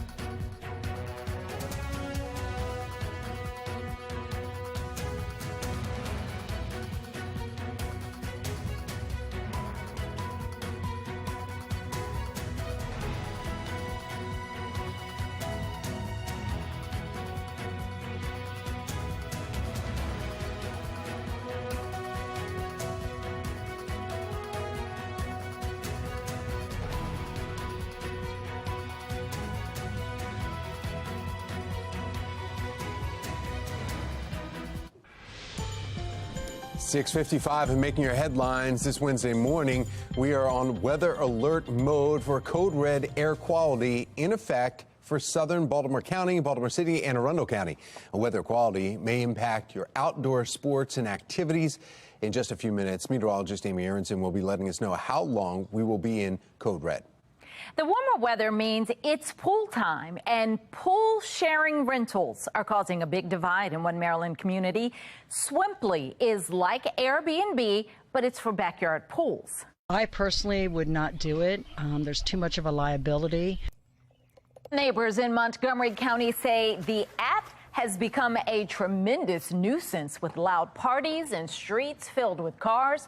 One council member has introduced a bill that would require homeowners with swimming pools to pay additional taxes and a $150 fee for a license to operate. We spoke to the CEO of the company, and he says he is aware of the complaints. We want to be able to ensure that there's a fun, safe environment on both sides. And we understand and respect that homeowners are opening up their home and their backyards and their pools. We have a $2 million host guarantee. I know myself, just with the parties we've had and watching the kids, my husband and myself both keep our eyes on the pool at all times, and not everybody does that, even when it's their own kids. And I certainly wouldn't want someone to have an incident in our backyard. Swimply was founded in 2018 and provides people with an aquatic escape, sometimes in your own neighborhood. Some parts of the country, like Wisconsin, California, and New Jersey, are seeking to regulate the practice. Business is booming at the Port of Baltimore. Governor Wes Moore is saying the state is seeing an increase in general cargo and containers. The governor says world-class infrastructure, state-of-the-art technology is helping, though some say business has been diverted east due to labor disputes on the West Coast. Last year, the port handled a record $74 billion worth of foreign cargo. Operations at certain terminals and ports along the West Coast are facing some disruptions. Though it's not an official strike, there are fears that things could escalate, impacting the supply chain. National correspondent Atra Al-Nashar reports. Stalled talks more than a year in the making between West Coast port workers and the group representing dozens of cargo companies could deliver the latest blow to the nation's supply chains. Starting last Friday, the Pacific Maritime Association says the International Longshore and Warehouse Union staged concerted and disruptive work actions, refusing to dispatch workers and making unfounded health and safety claims. The union, representing 22,000 workers at 29 West Coast ports, argues during the pandemic its workers risked, and in some cases lost, their lives to keep supply chains moving. As ocean carriers and maritime companies made historic profits, they say the percentage of union member wages and benefits dropped by comparison. The National Retail Federation among the outside voices now calling for the Biden administration to intervene, heading into peak shipping season for back to school and the holidays. Obviously, the parties need to ask for that help, but I think the administration can certainly encourage them to seek that help. Fearing a repeat of an 11-day lockout in 2002. It took well over 6 months to recover, to clear out cargo, and cost billions of dollars to the economy a day. The impact goes far beyond retailers, hitting manufacturers waiting for components for production and exporters who need empty containers to ship out their goods. The Department of Transportation tells me Secretary Pete Buttigieg and the president's supply chain envoy, General Stephen Lyons, have been engaged with both sides over the past year.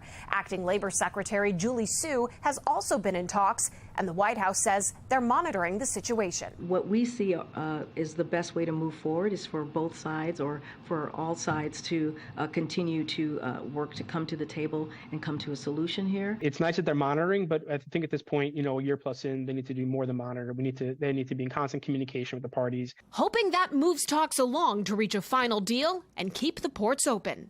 In Washington, I'm Atra Al-Nashar reporting.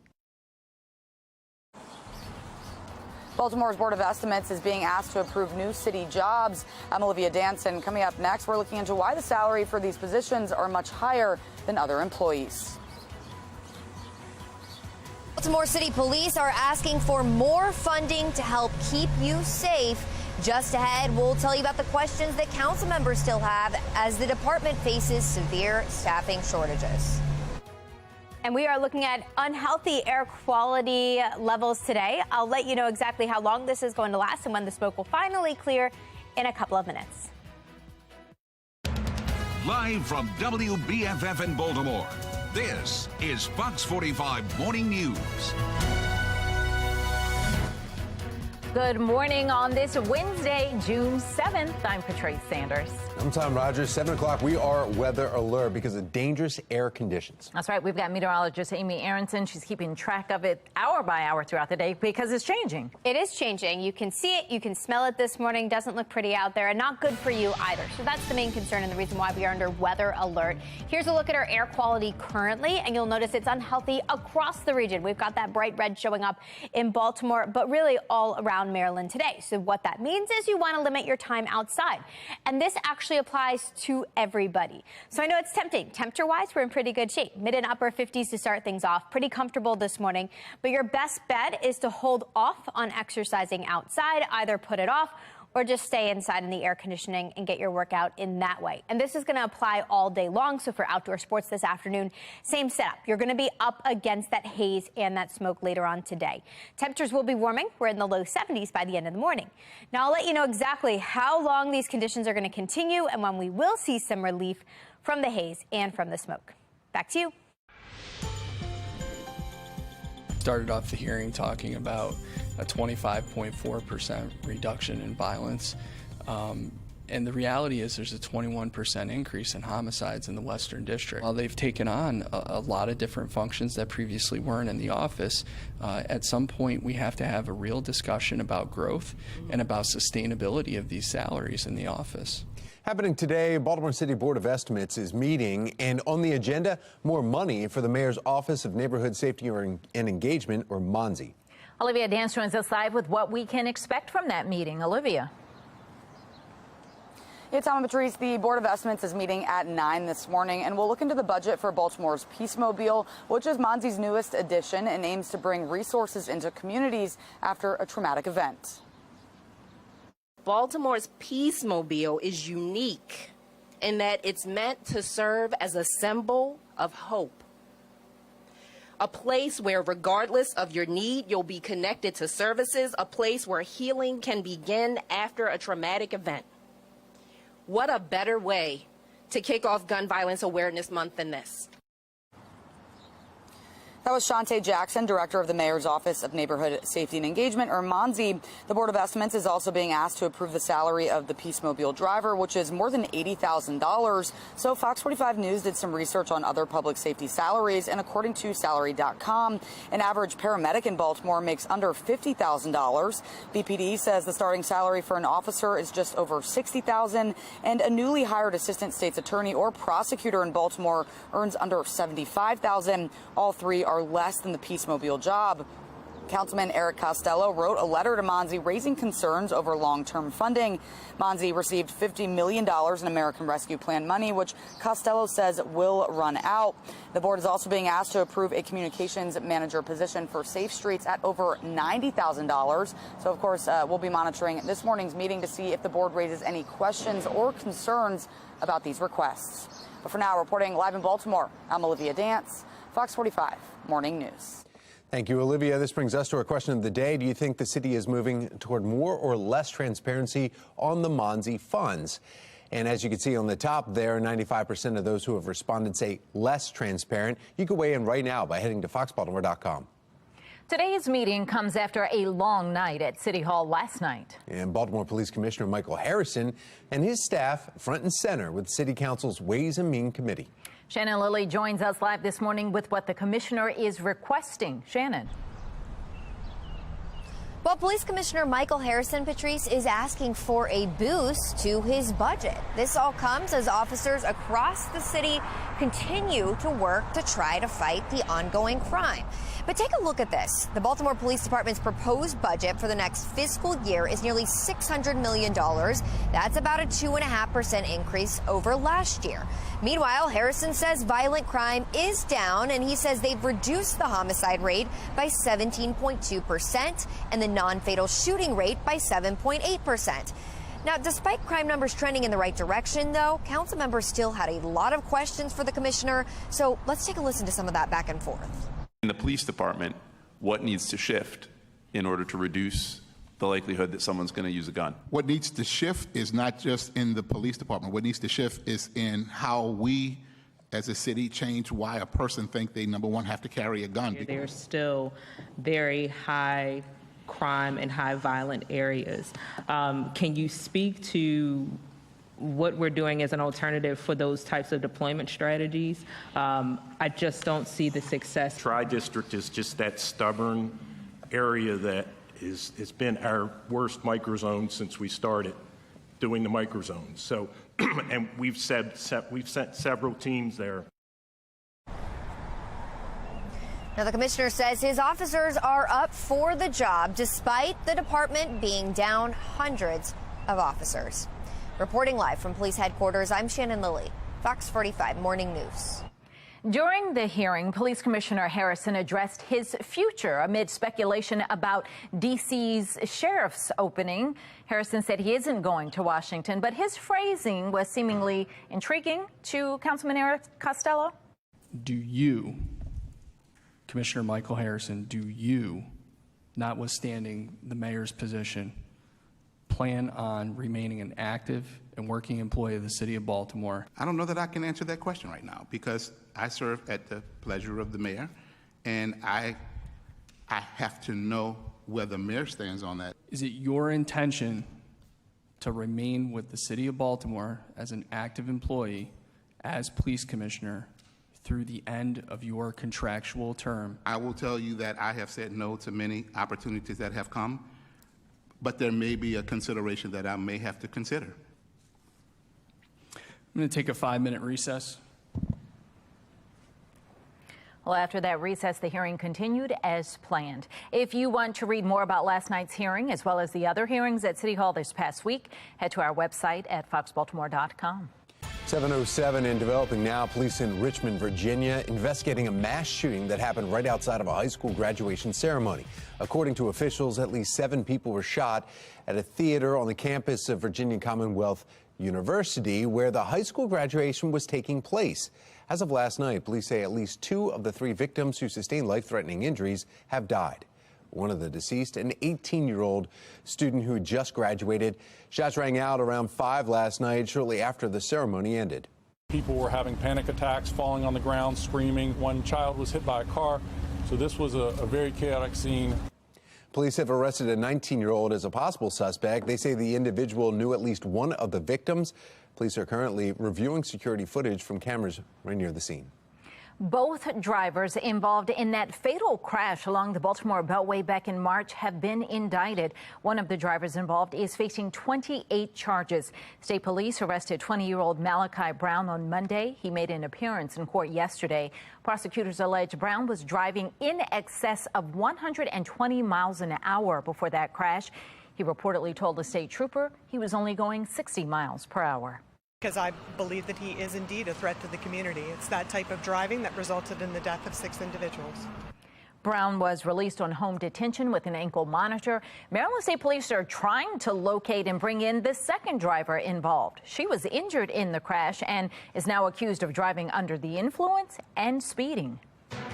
A weather alert this morning for dangerous air quality due to the smoke that's coming from Canada's out-of-control wildfires. Megan Gillen is at our live center with the alerts all across the United States today. Megan? Just incredible, guys. This is what it looks like here at home. Baltimore seeing that haze out there this morning. A live look right there. Similar situation in Philadelphia. Look at this shot, guys. Same situation. They've got the haze there from Philadelphia to New York City here this morning. Look at that, a mirrored image there up and down the East Coast today. We are expected to see that air quality worsen. New York really seeing that. Just to put it in perspective here, look at this here. We're going to show you an image. If we can pull that back up. Do we have that old skyline?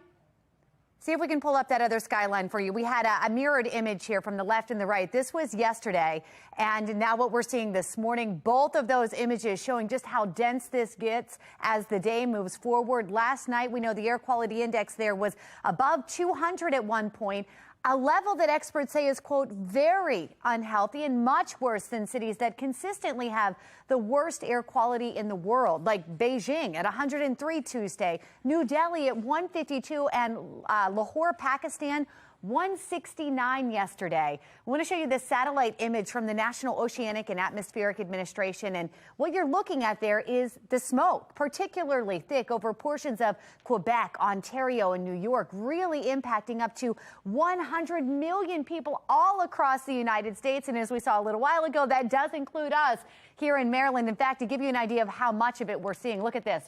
The state of Maryland, much of it highlighted in red right now. That's labeled unhealthy air quality as we look at the Baltimore metro area. obviously in the red right there. In the orange, the surrounding areas there, unhealthy to the sensitive groups here. So when you look at this map here, guys, much of our state really seeing the dangerous conditions. We're talking about those with asthma and other lung conditions now being warned to limit their time outdoors because of the haze. The big question, when are things going to get better here? We want to bring in meteorologist Amy Aronson with some insight on when this smoke could actually shift out of our region. Amy. Yeah, unfortunately, we are in the worst of it today through tomorrow. So because of that, we're under weather alert. Here are some tips for you so you and your family can stay safe as this happens. For today and actually tomorrow, too, limit time outdoors in general. That means strenuous outdoor work and outdoor exercise. So basically, the takeaway from this, stay inside as much as possible and use air conditioning. Avoid opening up your windows today so that smoke doesn't drift inside your home, too. Now, coming up in 10 minutes, I will walk you through our air quality forecast hour by hour, and I'll let you know exactly what that means for the rest of the week heading into the weekend, too. Tom, Patrice. This Fox 45 News segment is sponsored by Chime Medical Center. It is that time of year where we celebrate Dad, and you could win extra spending money every day from now until June 15th. Grab your phone and scan the QR code for your chance to win a $100 Visa gift card. Play our Father's Day Pop Quiz Trivia Contest. You get the question right, and you could win the daily prize of a $100 Visa gift card. Again, scan the QR code to get the Father's Day Pop Quiz Trivia question of the day. Good luck. Ashley from Baltimore won yesterday's contest. Well, here's a look at the stories making headlines at this hour. A civil rights group is asking to meet with public school leaders to address your children's future. The president of a local chapter shares his call to action with Project Baltimore. Oh, but first, scams against older adults have generated billions each year for criminals. Coming up right after the break, the tactics you need to know to stop the fraud from happening to you or your parents. 7:12 is the time. You're watching Fox 45 Morning News, all local, all morning.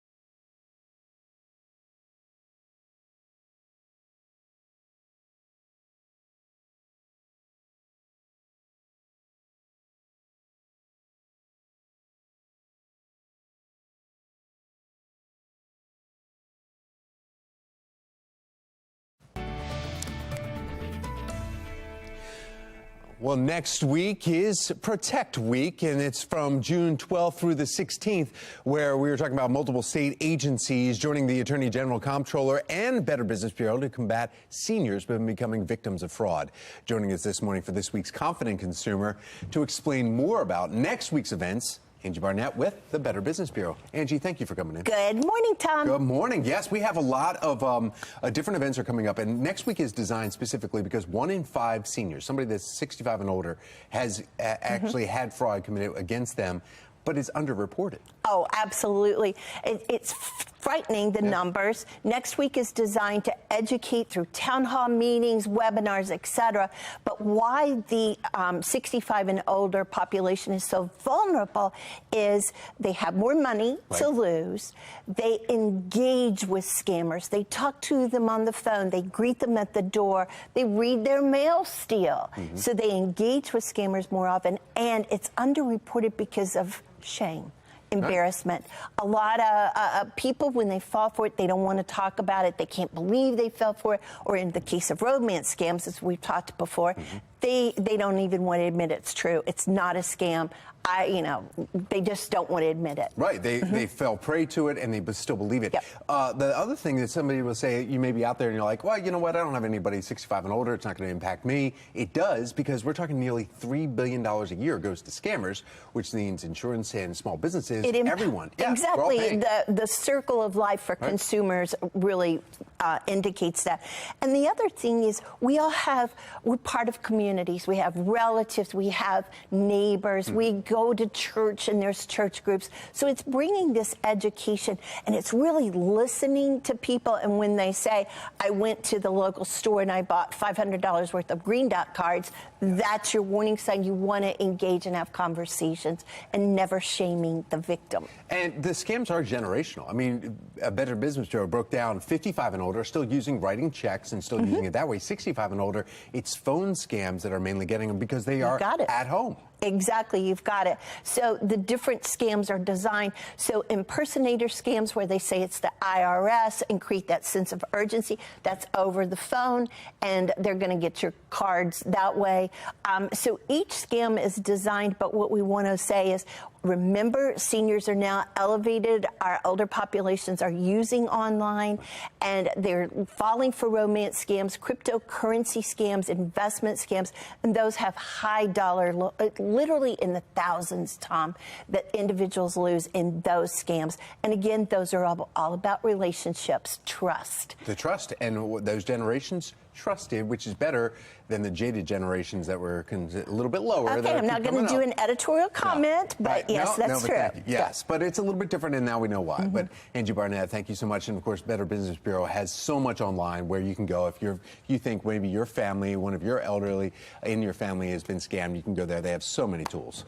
Now we want to find out exactly what the weather's going to be like, because speaking of elderly and extremely young, Amy Aronson, poor air quality makes it very difficult for anybody that has any kind of respiratory issues. Yeah, you can see that looking downtown right now. You can't see much of anything, so it's also reducing our visibilities. Technically, that's the sun up in the sky, but it's being covered by all that haze and all that smoke this morning from the wildfires to our north up in Canada. So because of that, we're under an air quality alert today. That means you really want to avoid outdoor activities if possible. It's unhealthy for that today. The worst conditions are expected later today, overnight tonight through early tomorrow, despite high temperatures reaching the very warm low 80s. Here's a look at where all the smoke is coming from. It's from up in Canada. You can see a number of wildfires underway there, and the smoke is just getting directed our direction. So that's all the gray you see here on the map, filtering southward and impacting us. We've got a weather maker well to our north and east, rotating counterclockwise. That's what's driving the smoke southward and allowing it to reach our surface. It's been a very stagnant weather pattern. Not much is changing, and that flow just continues our way, and that's resulting in the smoke and the problems with the air quality today through tomorrow. So let's track it. We are seeing the smoke right now. Looks like we see a little bit of relief this evening for your drive home between 5 and 6 o'clock, but then it makes a comeback late tonight around 9 o'clock. We see that bright purple and red appear. So that means we are at the top of that scale there. Things actually really peak overnight tonight through early tomorrow morning. So even when you step out the door tomorrow, looks like we're still dealing with air quality issues at that point before we start to see some clearing tomorrow afternoon. So today we're included in a code red air quality alert. That's all the red you're seeing here on the map. Basically, this means everybody should limit time outside if possible today. If you are in the southern regions here, code orange air quality alert. That means it's more important for sensitive groups to limit time outside. That means anyone who's a little older, a little younger, or has issues breathing, anyone with asthma, you want to limit outdoor activities today because of that smoke and because of that haze. So that's our main issue today. Otherwise, it's pretty quiet. It's also warm, so it feels like June. We are making a run for the upper 70s to near 80 today. Tonight we'll continue with that haze and that smoke, especially late tonight. I think that's actually when it peaks and gets to its worst point when most of us are sleeping. Important to turn on the AC tonight and not leave the windows open. You don't want that drifting into your home. So weather alert today because of all of that. We're still a little hazy tomorrow too. We finally see some much needed rain on Friday. Later Friday, some spotty showers and storms develop. Over the weekend, it looks like we're dry and we are better with our air quality, so better for outdoor plans. Low 80s on Saturday, upper 80s on Sunday, so warming up by the end of the weekend. Monday is our next best chance for rain. We need the rain. We're going to get a good dose of it on Monday with some showers and some storms, and it looks like they will actually linger through next Tuesday with highs holding in the low to mid 80s. Tom, Patrice. Thank you, Amy. Get in the best financial shape of your life. Coming up in our 8 o'clock hour, simple things you need to know when establishing your budget.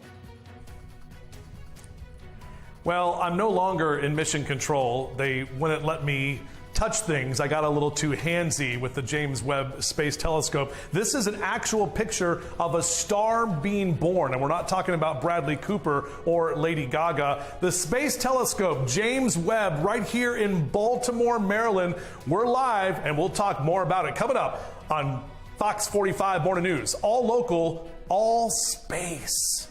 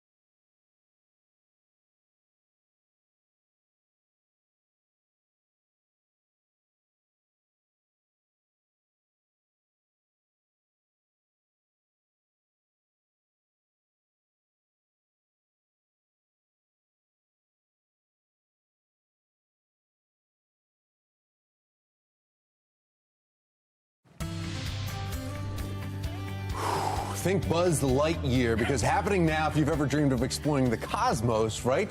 We have a behind-the-scenes look at the final frontier right here in Baltimore. Meteorologist Justin Chambers is joining us now live from the Space Telescope Science Institute, and that is where the Webb telescope shows scientists out of this world the images you've been put out. What's going on, Justin? Well, I was in mission control. We'll go back in there. You have to do all sorts of things to get through the doorways with access and all that stuff. But we're actually going to be talking a little bit about what the Webb telescope has seen so far. So we made it to the lobby to show you some images, but we're also here with Maca Garcia Marin. Good morning to you. Good morning. And what do you do here at the at the STCI? I'm the James Webb Space Telescope Deputy Project Scientist at Space Telescope and Science Institute. And so you have been here, you've seen some of these images, and our good assistant over here, Christine, is going to go through some of these images. But talk about when you guys had this telescope, which is 1 million miles from Earth. Correct. When you got some of the first images in, what did you guys think? It was astonishing. I mean, first of all, everything worked beautifully, from launch to deployment to get the first images. And then when we got the real images where the mirrors were working fine, it really was like so many galaxies next to our stars, so many beautiful structures and images. It was really astonishing. And then about a year ago, we were able to actually start sharing with the community. This is a star being born, It's a star right? being born, right in the center. And then if we'll go through a couple of more of those images real quick, what is this picture of? This is a galaxy. So a galaxy is like a collection of neighborhood of stars. Right. So you can see here at the very center you have a black hole and you have a cluster of stars, all these blue little dots. All seen from the Webb telescope. All from the Webb All right, a couple of more. Can you get to the pillars one? Okay, so this is a cool one too. Oh, this is a beautiful one. This is a cluster of galaxies, and these ones that are highlighted with little squares, these are all galaxies that were born at the same time. I mean, we're looking into the past. We're looking into history. And then can you do the pillars one real quick? I think there's one more. Yeah. Oh, it doesn't. There it is. Oh, this. Look at this. I mean, that is literally. You're saying galaxies and. That's a star-forming region. So that's a cloud of lots of. It's like a nursery. A star nursery. Exactly. It's a stellar nursery. Lots of baby stars, lots of planets being formed. So it is astonishing. Okay, we could be here all day, and I'd love to be here all day. We have to go do some other news stuff. So we'll get back with Maca in a few minutes. We'll get back into mission control and talk more about the role that the Webb telescope and the control of it plays right here in Baltimore. Back to you. Just incredible. I mean, those images look fake. Fascinating. I mean, I have no interest in going into outer space, but being able to see it from, right here safe on the ground, in Baltimore. It's awesome. Awesome. Justin, good job. To infinity and beyond right there. Thank you, Justin. We are in weather alert mode due to the dangerous air quality today. We might need to get to outer space. Meteorologist Amy Aronson letting us know how long we're going to be in this code red. The NAACP claims Maryland schools are not giving black students proper education. How the civil rights group is fighting for your children's future. Time now, 7:28. You're watching Fox 45 Morning News, all local, all morning.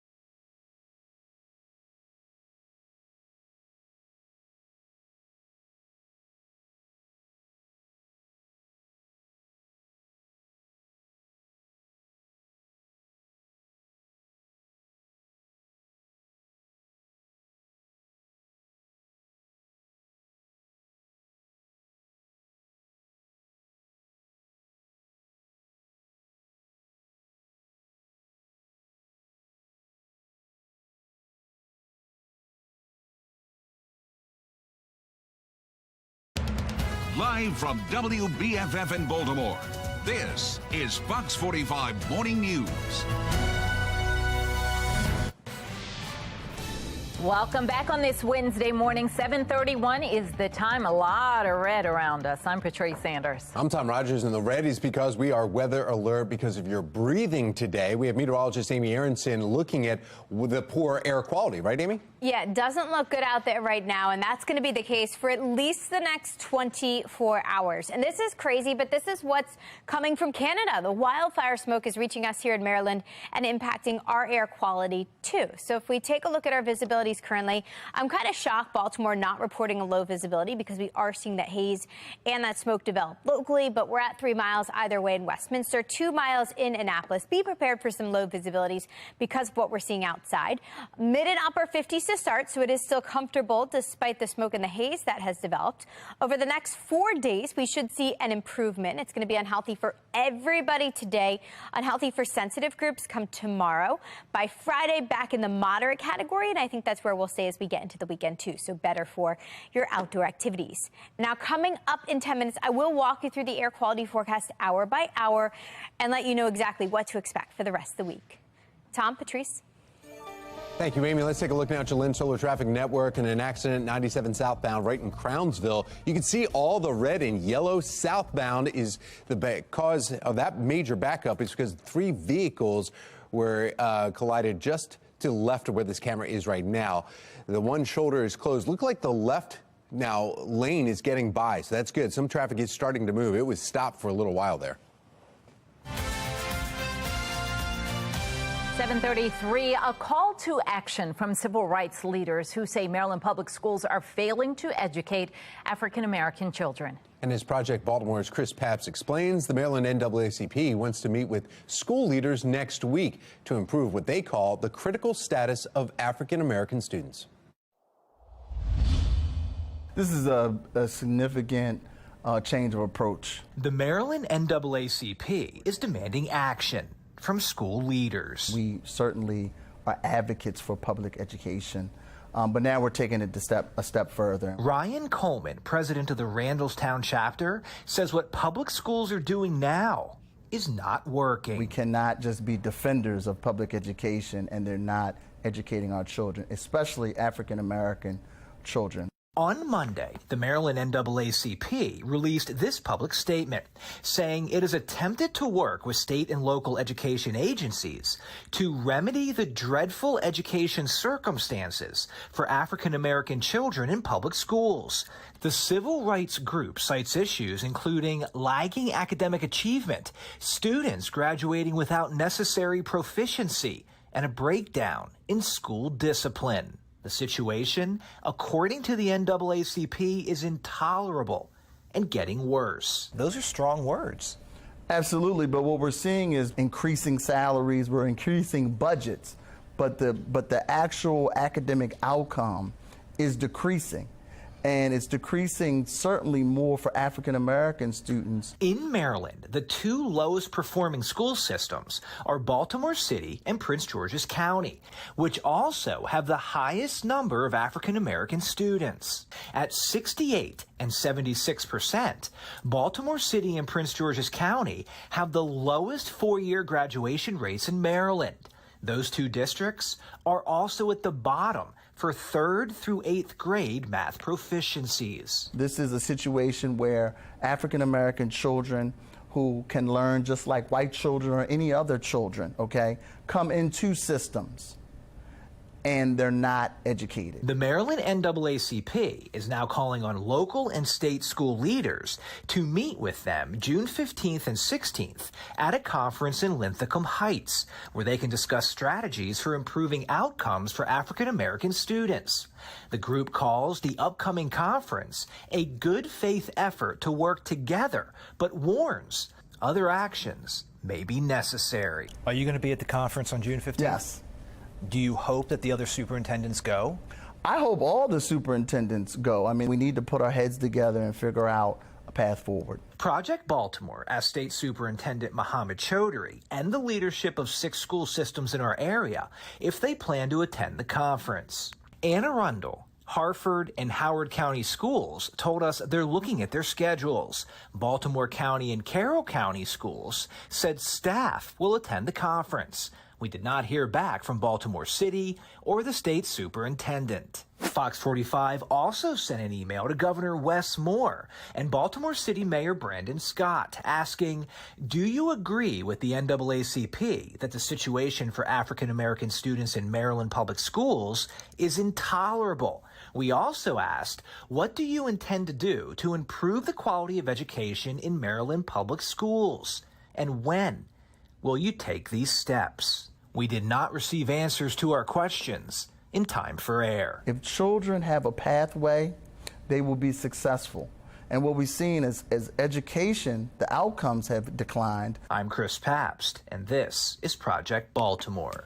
Thank you, Chris. Many of Maryland's NAACP concerns, which Project Baltimore has reported on extensively, are also cited in a lawsuit filed against Baltimore City Public Schools that captured the attention of civil rights attorney Ben Crump.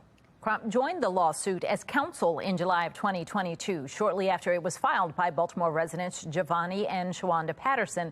The Pattersons claim the city is misusing their tax dollars because students in the public school system aren't getting the education they deserve. While the crux of the complaint is tax dollars, Crump says it is about much more. Our children's education is a crisis issue. We can't let this fall beneath the cracks and say that we'll get to it tomorrow. Because every day that we don't treat it like a crisis, we lose dozens and dozens of other children. Historically, civil rights lawsuits concerning education are unsuccessful in court, but this suit is taking a different approach, focusing on the rights of taxpayers. In November 2022, a judge denied the city's motion to dismiss the lawsuit, allowing this case to move forward. The 18-year-old arrested for the homicide at this T-Mobile in Canton has been indicted. I'm Olivia Danson. Coming up next, I'll tell you about the crime spree he went on before robbing this store. The Baltimore Police Department is making a push for more funding at this week's budget hearings, why some are raising the questions about staffing shortages and how the commissioner is responding. We have smoky, hazy skies due to wildfires that are happening right now in Canada. Meteorologist Amy Aronson letting us know more about the code red that's in effect in our area. 7:38, you're watching Fox 45 Morning News, all local, all morning.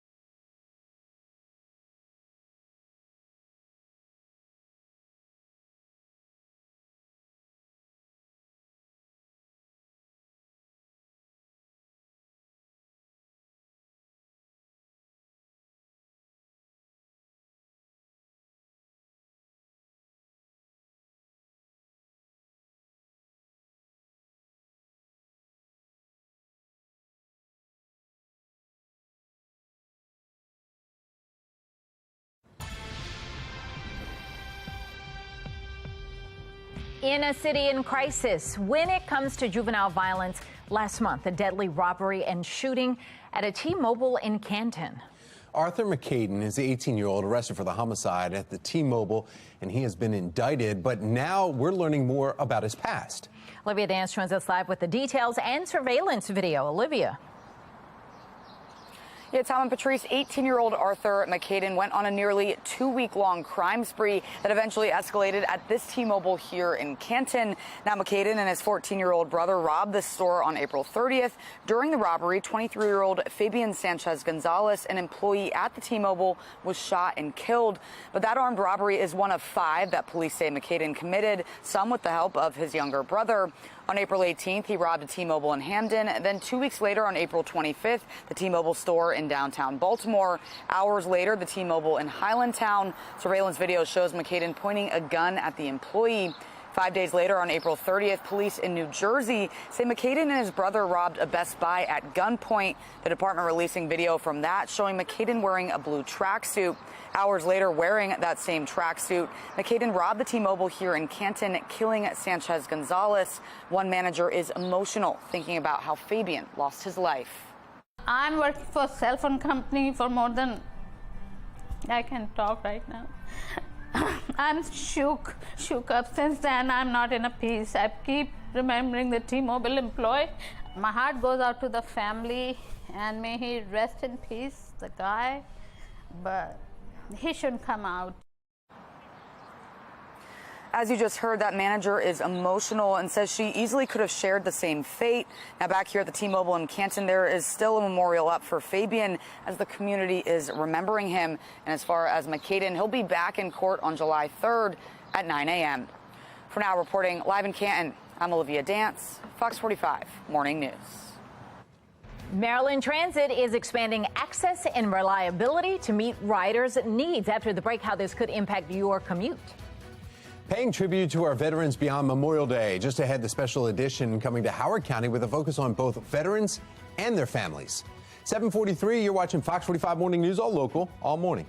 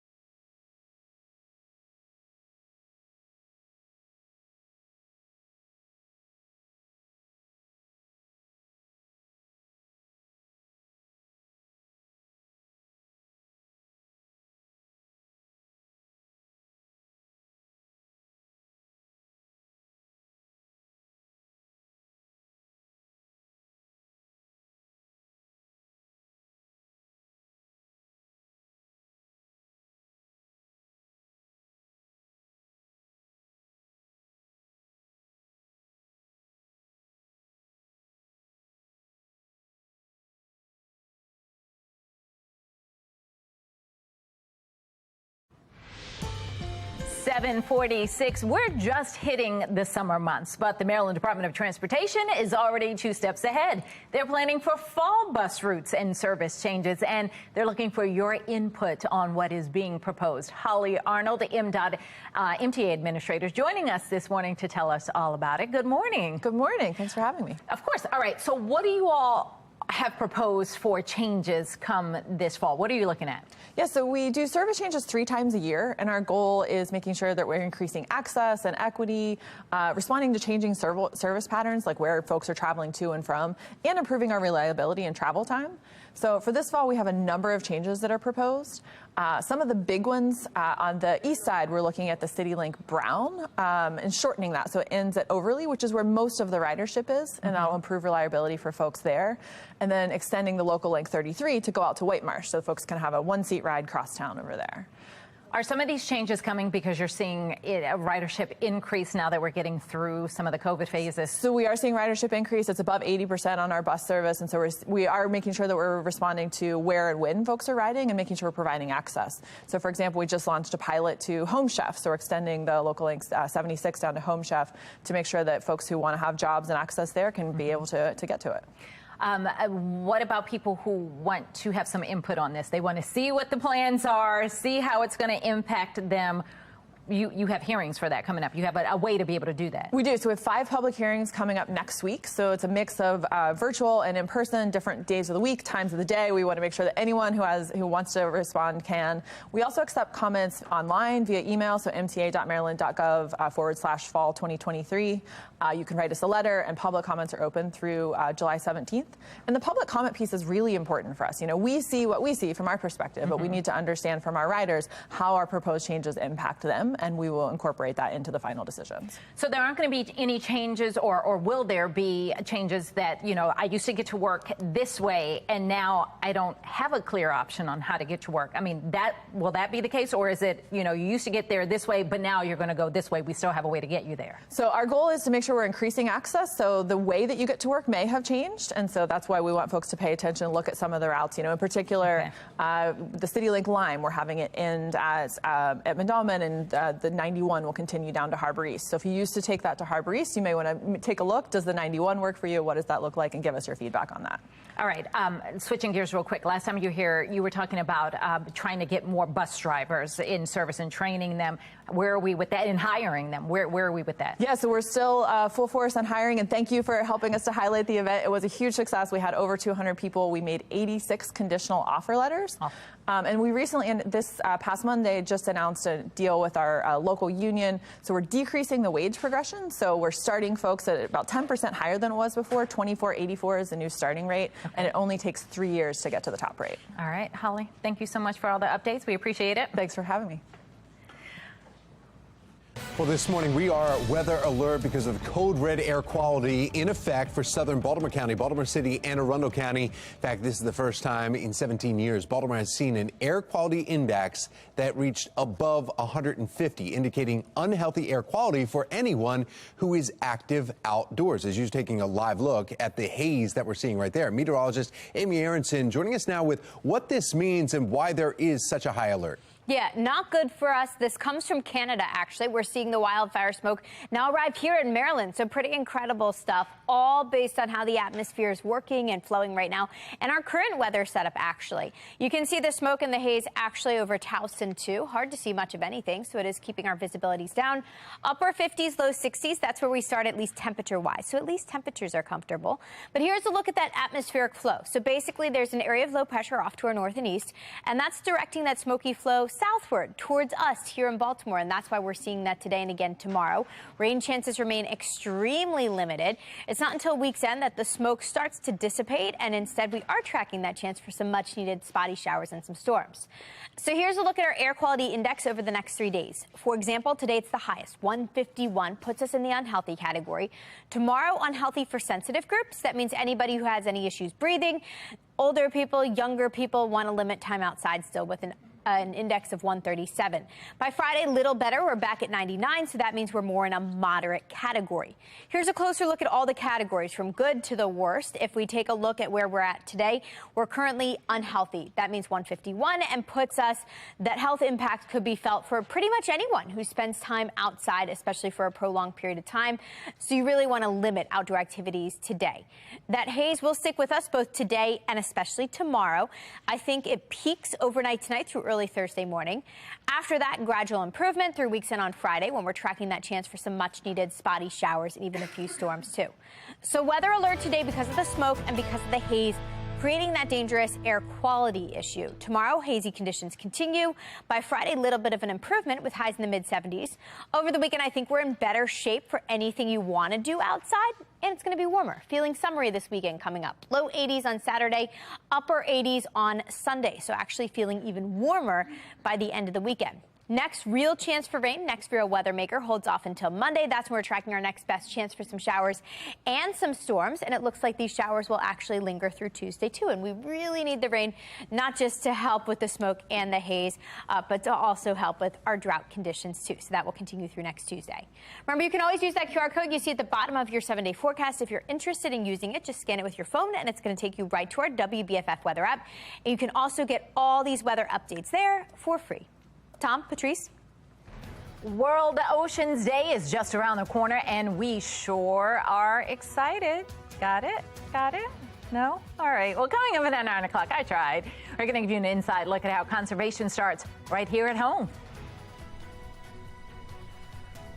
Oh, excuse me. I'm kind of busy. I'm here at Mission Control for the James Webb Space Telescope. We just talked to the telescope. It's a million miles away, and it responded back. Hold on. Australia's on the line. I'll be right back. Hello, Australia. Good day. Why am I worried that he's going to send like meteors or something toward us? All of a sudden, the Hubble spacecraft is gone. Like, you can't find it anymore. Oh, yeah. All right. Yeah, we just need trying coffee to on that. comprehend all the galaxies, inside galaxies, millions of miles away. Could make your brain hurt. So this is what we have to compensate for that. We've got coffee. It's time for a coffee break.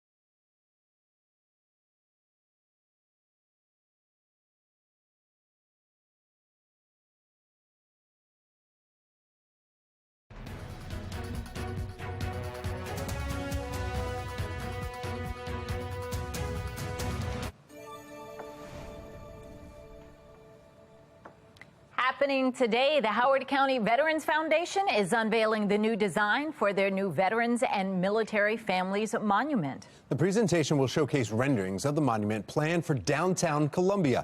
Foundation President Robert Gillette says they've been working on this design for more than 5 years, and they are thrilled to finally share it with the public. The unveiling set for this morning at 11 o'clock right at the Bailey Park in Columbia.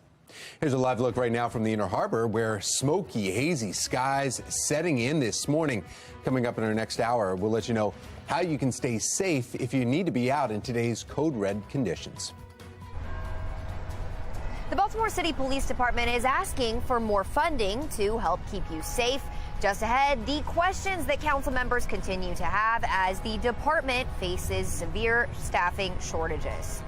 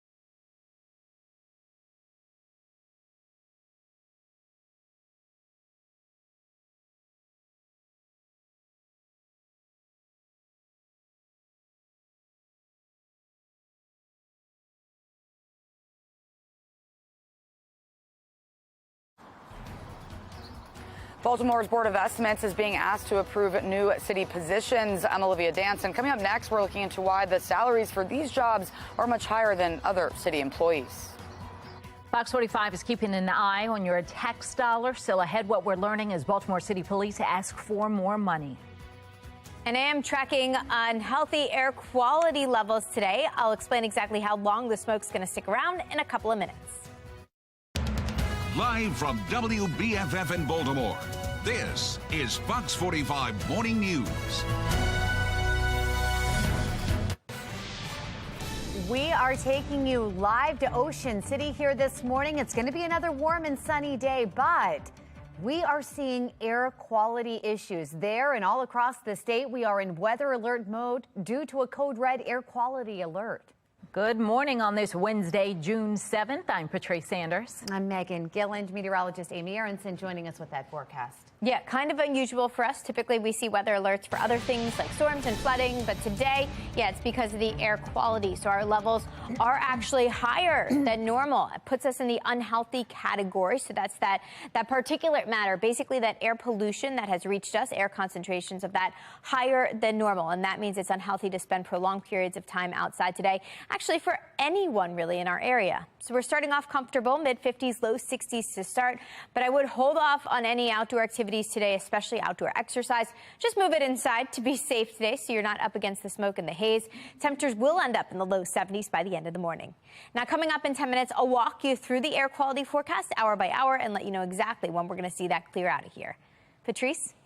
All right, Amy, thank you. Taking a look at our Lynn Stoller traffic network, there is an accident on 97 southbound in Crownsville. Look at that. 3 vehicles involved, one shoulder and traffic lane are closed. And if you take a look on your screen there, you're seeing that it is causing backup. It is a slow go through that area. So if you typically use that route, you might want to find an alternate or just give yourself plenty of time.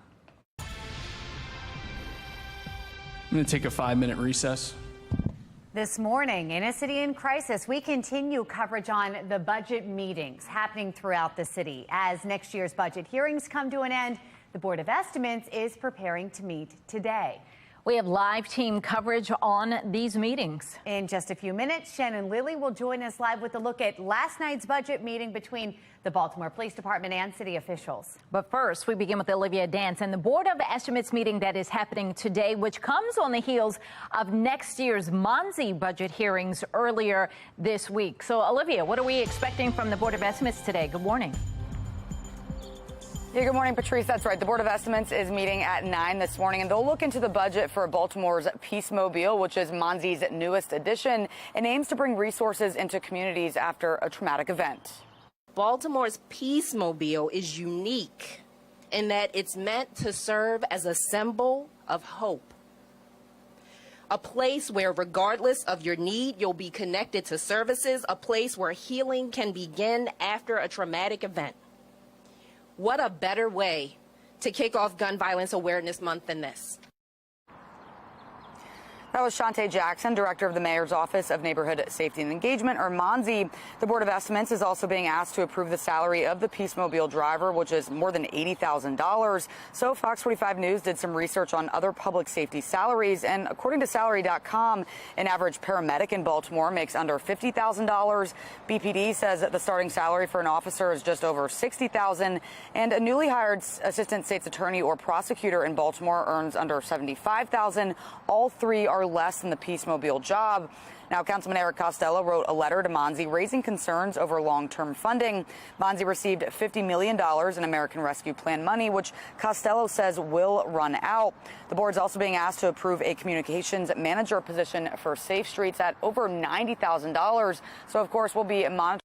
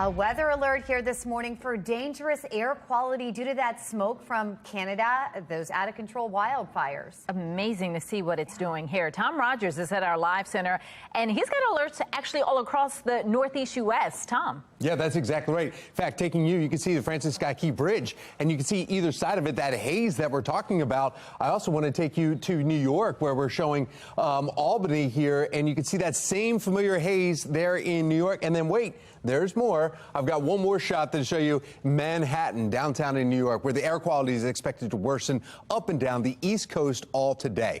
To put things in perspective, taking a look at this on the left-hand side of your screen, there is video of New York City skyline yesterday. On the right, it's how things are looking right now this morning. Last night, air quality index there was above 200 at one point, a level experts say is very unhealthy, much worse than cities that consistently have worst air quality in the world. Like we're talking about Beijing at 103 Tuesday, New Delhi at 152, and Lahore, Pakistan at 169.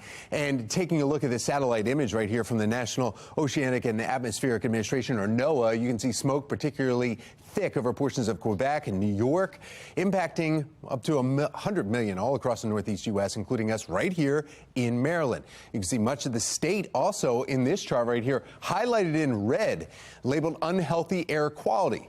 And those with asthma or other lung conditions being warned to limit their time outdoors due to this dangerous haze. And with kids finishing up school sports or starting outdoor camps this week and next, when will things get better? That's the big question. I want to bring in meteorologist Amy Aronson with some insight on when this smoke could lift. Amy? Yeah, sure is. Next 2 days do not look great, and that's why we are under weather alert. So if you do have outdoor activities today, maybe sports after school, it's not going to be great for that. Hopefully practices can get moved inside today because we are up against high air quality levels. And that haze, that smoke will stick with us and actually pick up in intensity this evening and overnight tonight as temperatures peak in the mid and upper 70s today. So here are some things you can do. Just avoid strenuous work and exercise outside. Best bet today and tomorrow, stay inside and enjoy the air conditioning. You don't want to open up the windows and let the smoke in.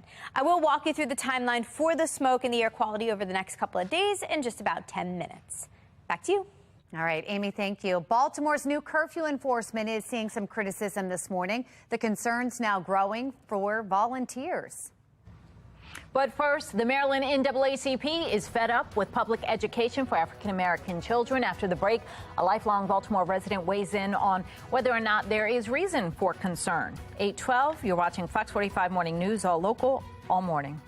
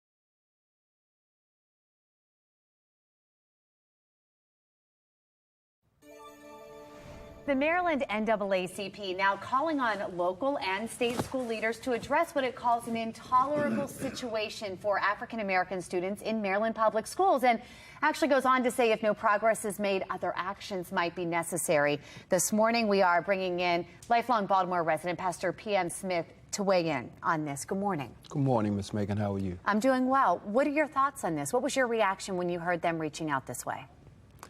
Number one, in the name of transparency, I'm a member. My church is a lifelong member of the NAACP, and we got the plaque to prove it. But the NAACP is a 114-year-old organization, civil rights organization, that's been irrelevant ever since 1967 when Thurgood Marshall left the defense fund, the legal defense fund, to become Supreme Court Justice. It's been irrelevant. It's an organization without an identity. It's an organization without a real sense of mission. It's an organization without any real message. So they're jumping on the bandwagon now of this education issue as a civil rights issue when it's really a moral issue, if not a criminal issue. And as a civil rights organization, it did not initiate the lawsuit. Mr. Crump did not initiate the lawsuit. A young couple, Mr. and Mrs. Giovanni Patterson, initiated this lawsuit through their attorney, Mr. Scott Motter. They're jumping on the bandwagon. Let me ask you this, whether they're jumping on the bandwagon or whether they're trying to join in this fight, isn't any action at this point good action? Yes, if it's action, but all I'm getting is articulation. Words are not enough. Intolerable is not enough. Outrageous is not enough. Broken is not enough. Well, and it's interesting. They said further action might be necessary. What do you think that could entail? Okay, well, they called for a conference. The question is, what will the results be? If heads don't roll, if the elected officials remain in place, nothing will change. And we need to start at the top. But it requires a bottom movement. Nobody at the top will hold anybody else accountable.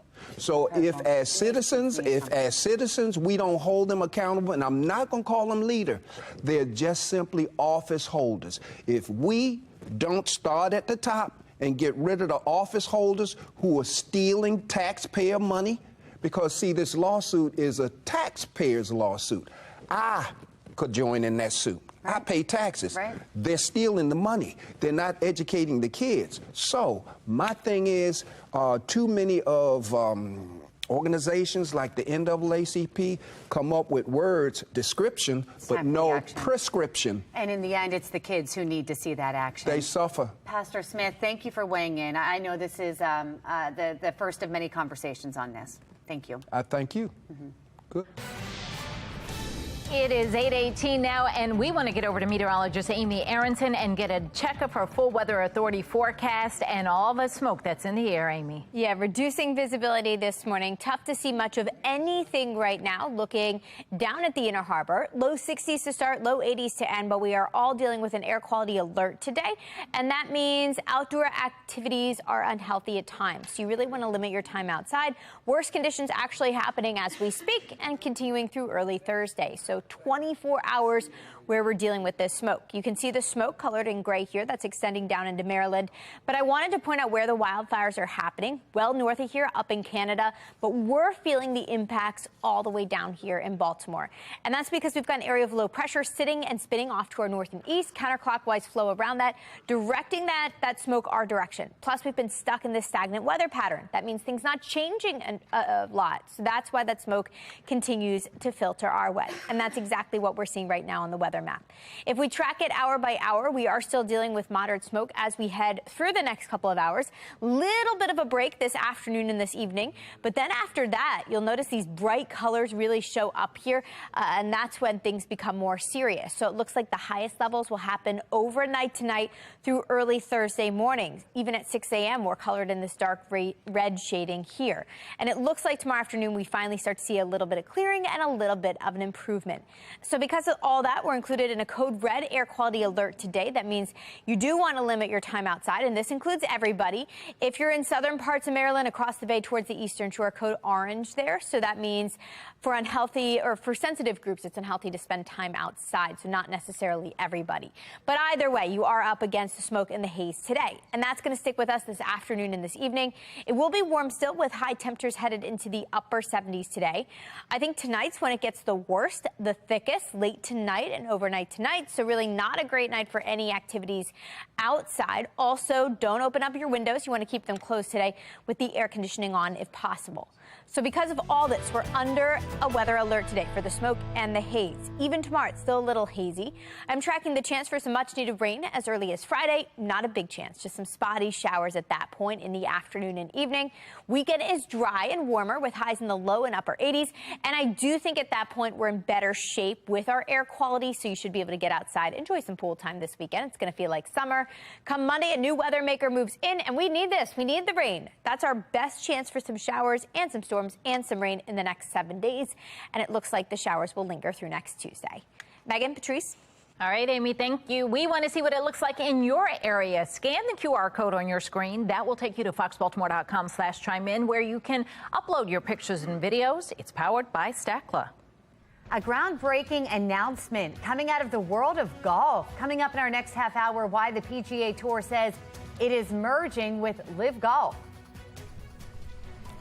The James Webb Space Telescope, controlled from right here at the Space Telescope Science Institute. Coming up in a few minutes, we're here at Mission Control. Yeah, they let me back in, where these folks are hard at work looking deep into space. You're watching Fox 45 Morning News, all local, all morning.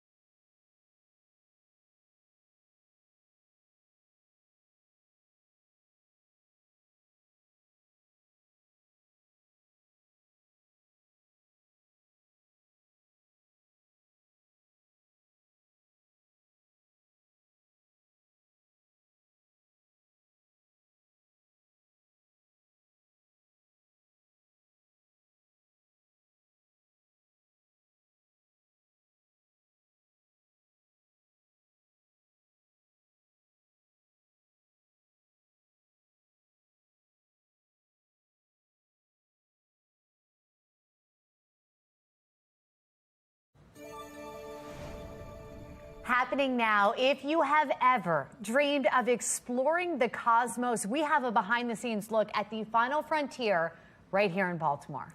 Let's send it over to meteorologist Justin Chambers. He is live from the Space Telescope Science Institute here in Baltimore this morning. Good morning, Justin. Yeah, good morning, ladies. Right here on the Johns Hopkins University campus, basically in Hamden. I used to live like 5 minutes from here or less. And it's really cool that this telescope, which is the newest and greatest telescope that is out there looking deep into the past, is controlled from this room on this campus right now. And we're here with Mission Control Specialist and Operations Controller Jess Hart. Jess, good morning to you. How are you today? I'm wonderful. How are you? I'm fantastic. Now, listen, when you guys got this thing going, it's 164 days in, and basically a year and 164 days, sorry. When you guys got some of the first images, what was it like for you guys, the emotions you guys felt? Oh, it was awesome. We were so happy to watch all of our hard work kind of come to be what it was meant to do, you know? And when you guys are here controlling things, you and I talked off during the break, you've got scientists that are saying, okay, we're all around the world in different countries, different agencies saying, hey, we want to look at something. So they send that request to you, and then you guys do what? You control it, right? You'd say, okay, I'm going to point in this direction. Right, so it goes through all this proposal process and everything, and then once it finally gets to us, we send up what's called the observation plan, and that basically tells the spacecraft where to point, when to point at it, you know, in a timeline. And it's all autonomous. So once we send up that plan package, we don't have to do anything else. We just watch it. You just watch it. You're kind of watching it, babysitting essentially, right? Yep. Okay. Monitoring. Monitoring. So it's 1 million miles away. Yes. That is where the spacecraft is, and you guys hit a couple of keys and the buttons. What are you looking at right now? Because you said something about exoplanets. Yeah. So right now it's looking at a exoplanet similar to Jupiter, I believe. Yeah. It's doing MIRI spectroscopy. I mean, and you're watching this right now. Now, guys, okay, this is really exciting. We're going to try something here, and don't worry, I have trained myself for this moment. We're going to talk to the James Webb Telescope, and we're going to actually send a command to it, and you guys are going to watch it on TV actually change. So go ahead. So he's going to zoom in, and we've got Kirk over here. Kirk, are we going to go NOAAPS 2?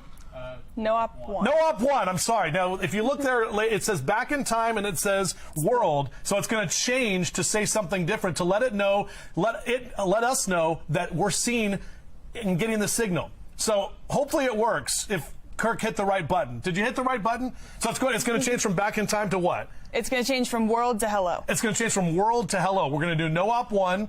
So it says world right now, guys. Now remember, it's 1 million miles away, but it should only take about 5 or 6 seconds.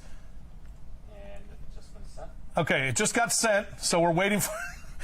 Just hang with me, Jack. I know we're tight on time, but we have to watch this thing change. It's going to change from world to hello because it says hello world, and that's the James Webb Telescope.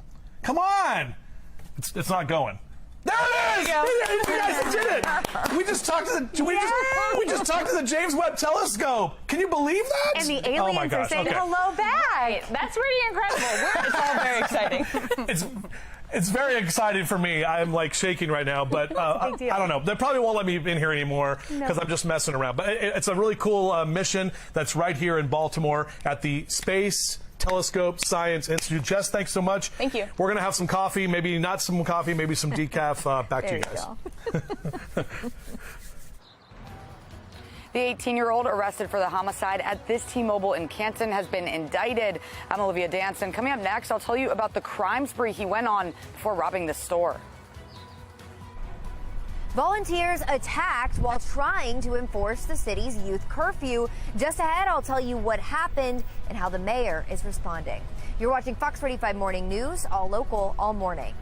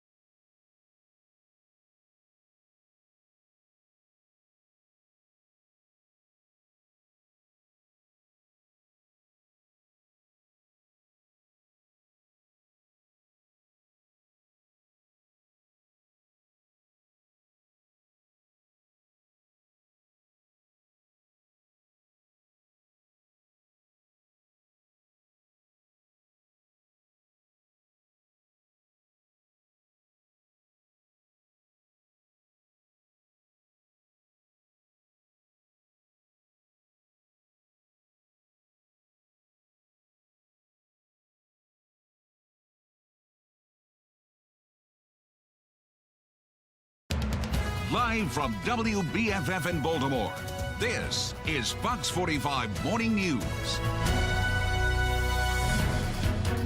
Welcome back to Fox 45 Morning News. It's Wednesday, June 7th. I'm Megan Gillen. I'm Tom Rogers. It's Wear Orange Wednesday, but really today we are in serious mode because we have weather alert and we're code red. Meteorologist Amy Aronson explaining what that means for all of us as we go outside. Yeah, the whole sky looks kind of orange right now, and because of that, we're under weather alert. We are dealing with this smoke, this haze, and it's all from what's happening up in Canada. The wildfire smoke there has drifted our direction, and now it's giving us some issues. Reducing our visibility, we're down to 4 miles still in spots like Westminster, 2 in Annapolis. We are seeing some lower visibilities in the Baltimore area, too. This map just not picking up on that. We are all starting off in the low 60s, so despite the haze that has developed, it will still be another warm day, but not a great day for anything outside. Actually unhealthy for pretty much everybody. Little bit of an improvement as we head through the end of the week and into the weekend. It should be much better. Coming up in 10 minutes, I will walk you through that air quality forecast in more detail. Tom? Thank you, Amy. Let's take a look now at your Lens Solar Traffic Network here. And we're still dealing with that 3-car accident, 97 southbound, right in Cransville. Right across when you come across the bridge, there's just barely any residual traffic, though. You see that in the camera on the left. But you can see on the map, oh, okay, they're just updated. It's back to being, again, red. They had cleared out a lot of those vehicles that were down right near the 50 and 97 interchange. But it looks like they're still dealing with that. And the backup was just horrific, miles and miles, and it's still slowly moving through there. Well, from enforcement concerns to violent actions, juvenile violence and how to handle it remains a hot topic in Baltimore. In fact, this morning we have live team coverage on a city in crisis. Coming up in just a few minutes, Olivia Dance is live with the latest on one violent act done by a young person in Canton earlier this year. But first, we begin with Shannon Lilly. She is joining us with more on the handful of city volunteers who came under attack this weekend while trying to help enforce the youth curfew. Shannon. Yeah, a scary situation for these volunteers, no doubt, Megan. And remember, to enforce this youth curfew, the city is relying less on enforcement from the police department and more on volunteers to interact with these youth and that may be breaking the curfew. And that's something that critics are calling a risky tactic. This weekend may have just been an example of that. In fact, take a look at this map right here on your screen. It was just before midnight Saturday night there on Denham Circle on Cherry Hill, where vandals forced volunteers out of the neighborhood. They traveled to Cherry Hill in a Youth Connection van, very similar to this one, but quickly returned when the van came under attack. According to the mayor's office, the van was trying to park and engaged with this group of young people when it was hit by something that shattered the back window of the vehicle. Staff then left and the van was placed out of commission. The mayor saying this in response right here, quote, "The Scott administration takes the safety of engagement staff extremely seriously and will be examining this incident as part of our continuous assessment of protocols and safety measures in the coming days. This isolated incident will not deter our efforts to carry out positive curfew engagement." Well, fortunately, no one was hurt amid this attack, but critics fear that that's only a matter of time where someone may get hurt when you're having these volunteers with no experience go out into the community and enforce this curfew. Reporting live, I'm Shannon Lilly, Fox 45 Morning News. And in 8:35 now, and that was just one of the violent acts by a young person so far this year. Just last month, deadly robbery and shooting at the T-Mobile that happened in Canton. Arthur McCadden is the 18-year-old arrested for that homicide at the T-Mobile. He's been indicted, but now we're learning more about his past. In fact, we continue our team coverage right now with Olivia Dance. She's joining us live with the details and the surveillance video that happened, and you're joining us right out in front of that T-Mobile. Olivia. Yeah, Tom, that's exactly right. 18-year-old Arthur McCadden went on a nearly 2-week-long crime spree that eventually escalated at this T-Mobile here in Canton. McCadden and his 14-year-old brother robbed this store on April 30th. During the robbery, 23-year-old Fabian Sanchez Gonzalez, an employee at the T-Mobile, was shot and killed. But that armed robbery is one of 5 that police say McCadden committed, some with the help of his younger brother. On April 18th, he robbed a T-Mobile in Hamden. Then 2 weeks later, on April 25th, the T-Mobile store in downtown Baltimore. Hours later, the T-Mobile in Highlandtown. Surveillance video shows McCadden pointing a gun at the employee. 5 days later, on April 30th, police in New Jersey say McCaden and his brother robbed a Best Buy at gunpoint. The department releasing video from that showing McCaden wearing a blue tracksuit. Hours later, wearing that same tracksuit, McCaden robbed this T-Mobile here in Canton, killing Sanchez Gonzalez. One manager is emotional, thinking about how Fabian lost his life. I'm working for a cell phone company for more than... I can talk right now. I'm shook up. Since then, I'm not in a peace. I keep remembering the T-Mobile employee. My heart goes out to the family, and may he rest in peace, the guy, but he shouldn't come out. As you just heard, that manager is emotional and says she easily could have shared the same fate. Now back here at the T-Mobile in Canton, you can see there's still a memorial up for Fabian as the community is remembering him. And as far as McCaden, he'll be back in court on July 3rd at 9 a.m. For now, reporting live in Canton, I'm Olivia Dance, Fox 45 Morning News. All right, Olivia, thank you. A day made out to celebrate the accomplishments of graduates was tragically disrupted by a deadly shooting. Still ahead from our live center, the latest updates about the victims and what we know about the person now in custody. And we're going to feel warmer temperatures today in the Baltimore region. Still to come, meteorologist Amy Aronson tracking our next weather maker. 8:37 now. You're watching Fox 45 Morning News, all local, all morning.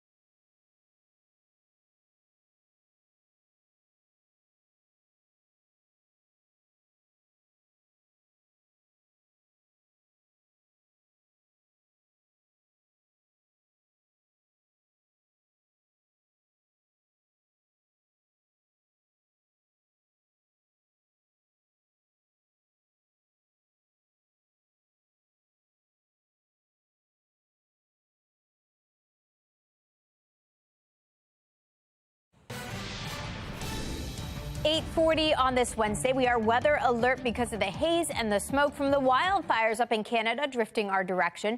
So plan on that lingering much of today. We see a brief break from it this afternoon, but I think it picks back up and fills back in this evening, making it difficult for outdoor activities today. So you do want to limit that despite the warm temperatures. We will get awfully close to 80 degrees this afternoon. Now, coming up in just about 10 minutes, we'll take a look at how long the haze is going to stick around, and I'll let you know exactly what this means for the rest of the week and the weekend, too. Megan? All right, Amy, thank you. A Virginia community is rocked by a deadly shooting on a day marked to celebrate the achievements of graduating high school seniors. We know right now several people are still recovering as loved ones remember the lives of 2 people that were killed, at least 2 people. We know here this morning that Richmond public schools are actually shutting down. You can see it here, canceling all graduation ceremonies for the entire week after a fatal shooting that happened right after a graduation event. You're taking a look at video from the scene here. This is outside the downtown Richmond Theater. The gunfire sending hundreds of attendees running for safety. People were having panic attacks, falling on the ground, screaming. One child was hit by a car. So this was a very chaotic scene. An 18-year-old graduate and an adult were killed, 5 others injured. Right now, a 19-year-old suspect believed to be involved in the shooting is in custody, and police say they're seeking second-degree murder charges. Take a look at this. Virginia Governor Glenn Youngkin tweeting just hours ago, writing, "We grieve together for their classmates, our neighbors, and the whole Richmond community." He also went on to say that state law enforcement is supporting Richmond police in the investigation. We're going to keep you posted right here from our live center as new details come in. Well, today we are seeing some areas around the Baltimore area in code red air quality. Still ahead, meteorologist Amy Aronson taking a look at what this means and how you and your family can remain safe. But first, inflation has plagued all across the U.S. for years, and prices continue to climb. After the break, an expert is joining us to share how you can create a budget that will keep you on track. 8:42 is the time.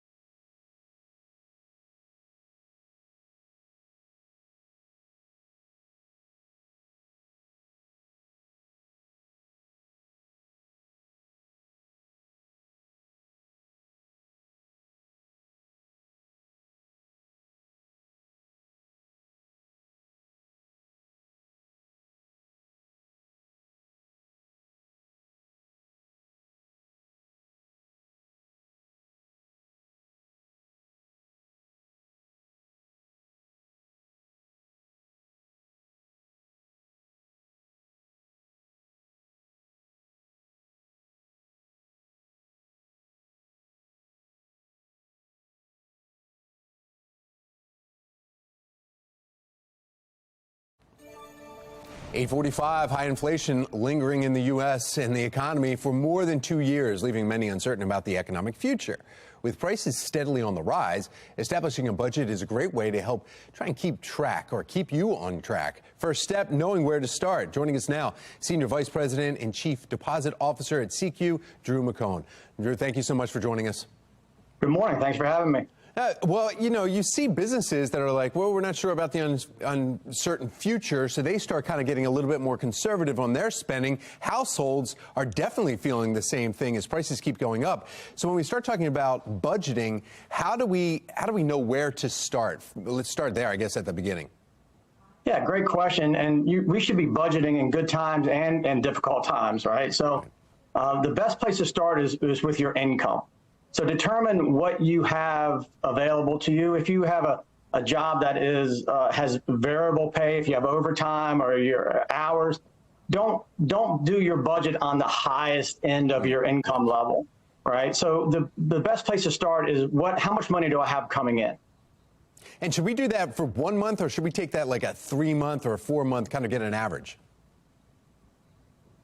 Doing it over a period of time it would be a good idea, absolutely. So a couple months average would be outstanding.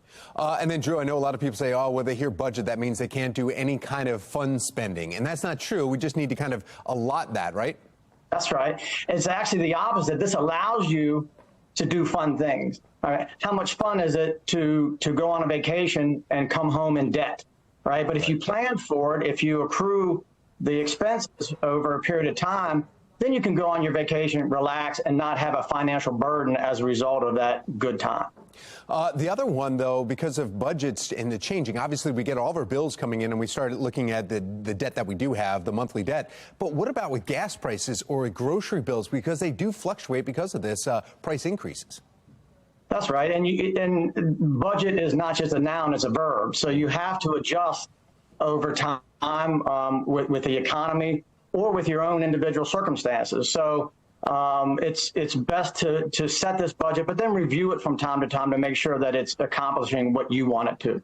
Let's talk about the family, everyone that's actually out there. That I always say, anybody that eats, you need to learn about how much money we're spending here. So how often should you have a family budget meeting? Once a month is probably good enough, right? Just to bring everybody into the fold. But that's a great idea to share that. If everybody knows what you're doing and trying to accomplish, you're more likely to be successful with it. Drew McCohen with CQ, thank you so much for your expertise. And yeah, we know we can obviously go to CQ and be able to find out those checklists on getting and establishing that budget, and then keeping it is the key. Very good. Thank you for having me. Thanks.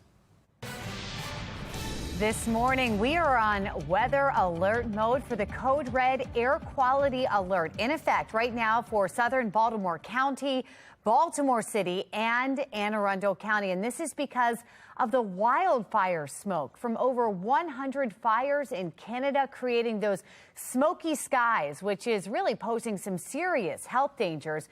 This could impact outdoor sports and activities that are planned for today.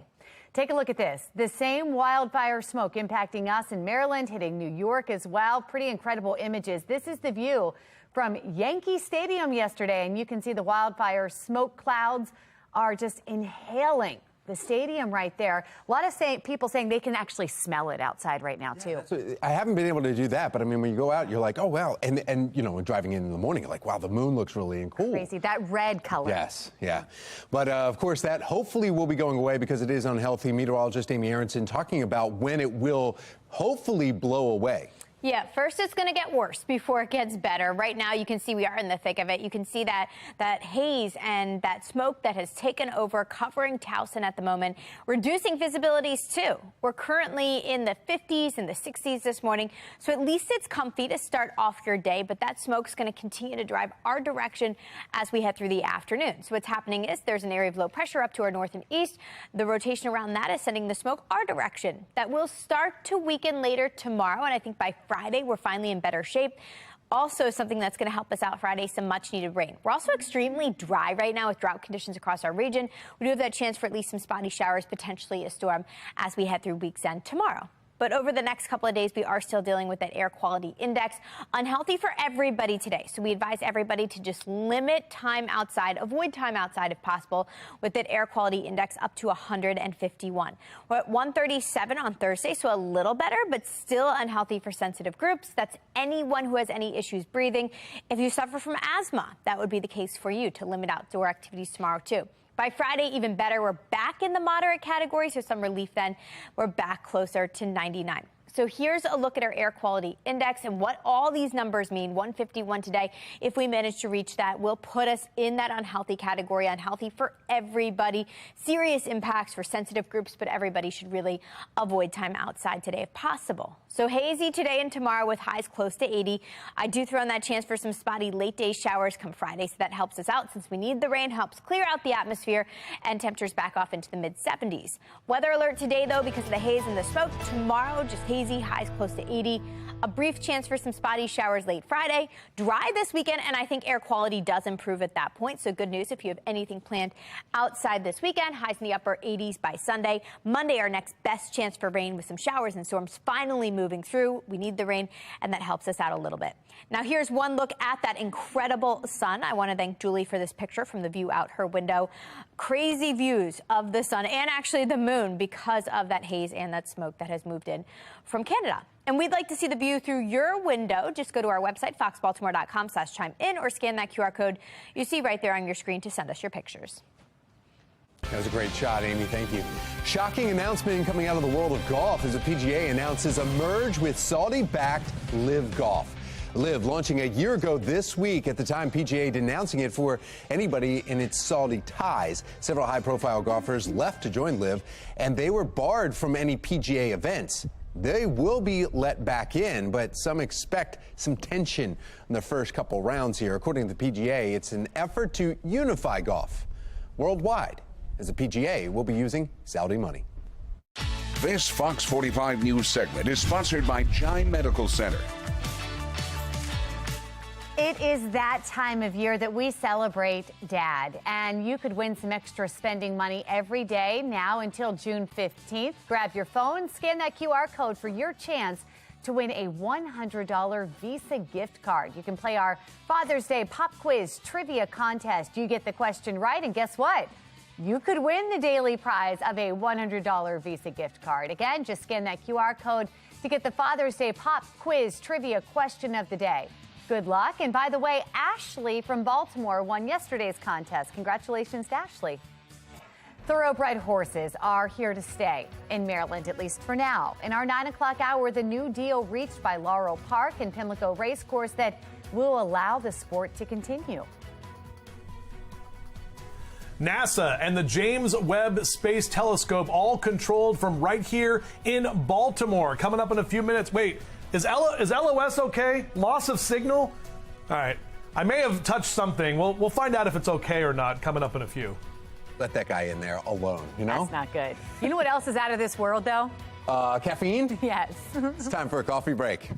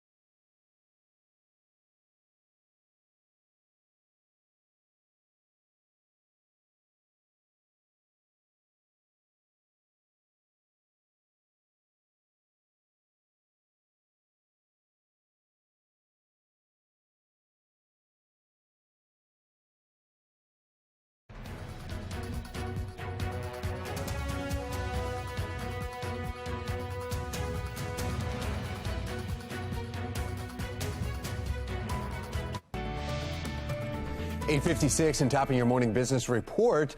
Constellation Energy is the only Baltimore-based company that made the annual Fortune 500 list, according to the Baltimore Sun. That's right. The energy company with $24.4 billion in revenue last fiscal year came in 162nd on Fortune magazine's list. Constellation was only one of 3 Maryland-based companies on the list. And Lockheed Martin out of Bethesda ranking 60th, while Marriott International, also in Bethesda, ranked 192nd. Thoroughbred horses will continue racing in Maryland, at least for now. Now, according to the Baltimore Banner, the corporate owners of Laurel Park and Pimlico Racecourse, as well as groups representing thoroughbred owners, trainers, and breeders, reached a short-term agreement that will allow the sport to continue for the next 6 months. The parties were weeks away from being unable to run races in the state of Maryland if they did not reach this deal. Well, there's a new millionaire in Western Maryland, all thanks to $2 million.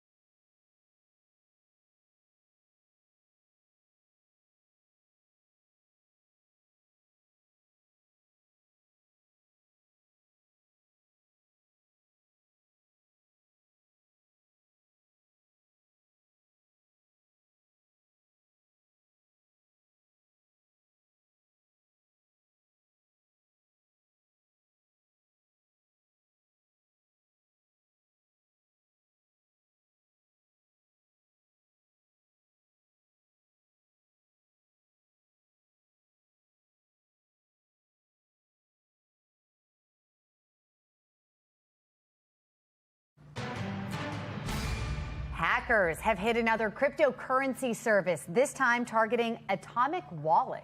Tom Rogers has the latest from our live center this morning. Tom? Yeah, Atomic Wallet is based in Estonia with around 5 million global customers. The company verifying in a tweet overnight it was a coordinated attack by a team of professional hackers. Crypto tracking experts say North Korea most likely behind the hack, stealing at least $35 million. Atomic Wallet claims less than 1% of its customers have been affected by this, but of those who are, online crypto trackers say they have lost millions. Well, just last month, the White House revealing about half of North Korea's missile program is funded by hacking and stealing cryptocurrencies. Last year, North Korea hacked U.S.-based Harmony, stealing $100 million in crypto, just one of several recent high-profile hacks. In just the first 3 months of 2023 alone, crypto crime tracking company TRM Labs says values around $400 million have been stolen in various crypto hacks. And taking a live look over Capitol Hill this morning, where the U.S. government is suing more cryptocurrency platforms, SEC filed a lawsuit against Coinbase 1 day after it filed a suit against Binance, the world's largest crypto exchange. The SEC is accusing the companies of acting outside regulations. If the suits are successful, it could give the government authority over the crypto market. That's the latest from our live center. Megan and Patrice, back to you. All right, Tom, thank you. You see the weather alert there this morning. There are tens of millions of people in the Northeast that are experiencing dangerous air qualities due to raging wildfires in Canada. There are alerts right now stretching across more than a dozen states, including right here in Maryland. And it's just incredible what it looks like outside. Yes. I mean, just that thick haze and smoke. Meteorologist Amy Aronson here with what that's doing for our air quality today. Yeah, not good, right? You can actually see it, and I think it's only gotten denser this morning. You can barely see the Inner Harbor right now. Technically, that's what we're looking at. We're at 68 degrees, 81 where we're headed today, but we are dealing with that air quality alert. Code red for us right here in Baltimore. Outlying areas, southern parts of the state, included in a code orange. Either way, it's a good idea to limit outdoor activities today and avoid them if possible. It's just not healthy for anyone. And the worst conditions are happening actually as we speak and will linger through at least early Thursday. So here's a look at the smoke that's colored in gray here. That's drifting our direction. The actual wildfires, yeah, they're well north of here up in Canada. They're indicated by the red little dots you're seeing here on the map. So that smoke is drifting our direction. And the reason why it's settling in and keeps pushing southward has to do with an area of low pressure rotating off to our north and east. Counterclockwise flow around that, driving that smoke our direction. Plus, we've just been stuck in a very stagnant weather pattern. That means things aren't moving a whole lot, and that allows that smoke to kind of settle in. And that's what we're seeing here today. So let's track it hour by hour. Looks like it is pretty moderate as we head over the next couple of hours. Little bit of a break as we head through the evening hours, but then look at what happens late tonight. It becomes pretty dense. That's that bright purple and that bright red you're seeing here on our future scan. That will take us through the overnight hours. So my advice would be to close up the windows tonight, turn on the AC. You don't want this drifting in your home. That will linger through daybreak tomorrow, and then it looks like it's not until tomorrow afternoon that we start to see some of that clear out of here, and at that point it will be safer to get back outside. Today, because of that code red air quality alert, that's all the red you're seeing here on the map, not a good idea to spend a prolonged period of time outside. If you are in southern Maryland, code orange air quality alert there. That means it's most unhealthy for sensitive groups. Anyone who suffers from any breathing issues, if you have asthma, just limit your time outside today if possible. And we do have that haze, that smoke showing up all afternoon. High temperatures will still manage to get into the upper 70s to near 80 today, which puts us right around normal. We are dry tonight with more haze, more smoke developing, so no chance of rain tonight for us. Like last night, we are tracking temperatures falling through the 70s and back into the 60s. But we actually need the rain. That would help us out. Number one, we are under drought conditions. Number two, it would help clear out some of that smoke. Looks like we see a brief chance for some spotty afternoon and evening showers come Friday. Weekend is dry, but it should be better in terms of our air quality. Low to upper 80s at that point, so good for pool time too. Monday, we finally get some much needed rain, some showers and some storms. That's our highest chance for rain in the week ahead, and some showers will actually linger through next Tuesday with highs hanging out in the mid-80s through that point. Megan, Patrice. All right, Amy, thank you. Out on the roads, your Len Stoller Traffic Network. No major incidents or delays in the region, but take a live look here. This is over Loch Raven Boulevard here. It actually looks like some crews are doing some work on the shoulder there. Cars are getting by, but they're moving a little slower through this area. And the one thing you notice right away, That smoke, that haze, indicative of what Amy has been telling us all morning long of that code red quality air alert here this morning. All right, let's get a live look now from our traffic photojournalist, Graham. He is in Windsor Mill, heading north on the Beltway, and this area looking pretty smooth here. This Fox 45 news segment is sponsored by Chime Medical Center. It is that time of year where we celebrate Dad. You could win extra spending money every day from now until June 15th. Grab your phone, scan the QR code for your chance to win a $100 Visa gift card. Play our Father's Day Pop Quiz Trivia Contest. You get the question right, and you could win the daily prize of a $100 Visa gift card. Again, just scan that QR code, get the Father's Day Pop Quiz Trivia question of the day. Good luck. Ashley from Baltimore, by the way, big congratulations to her for winning yesterday's contest.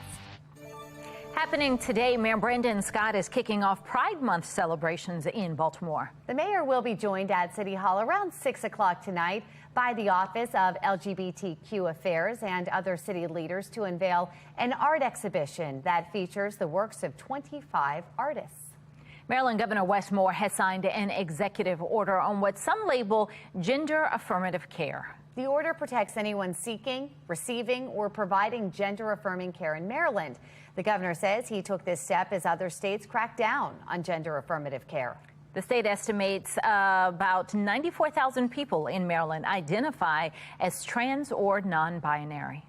The world of professional men's golf scoring a hole-in-one, according to some, while others are questioning the PGA's ethics following a major merger.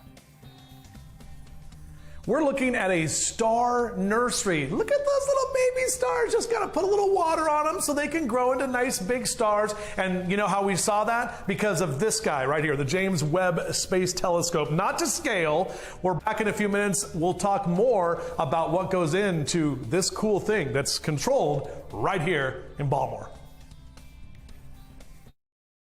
Fox 45 News, winner of 17 2022 Regional Emmy Awards, more than all other Baltimore news stations combined.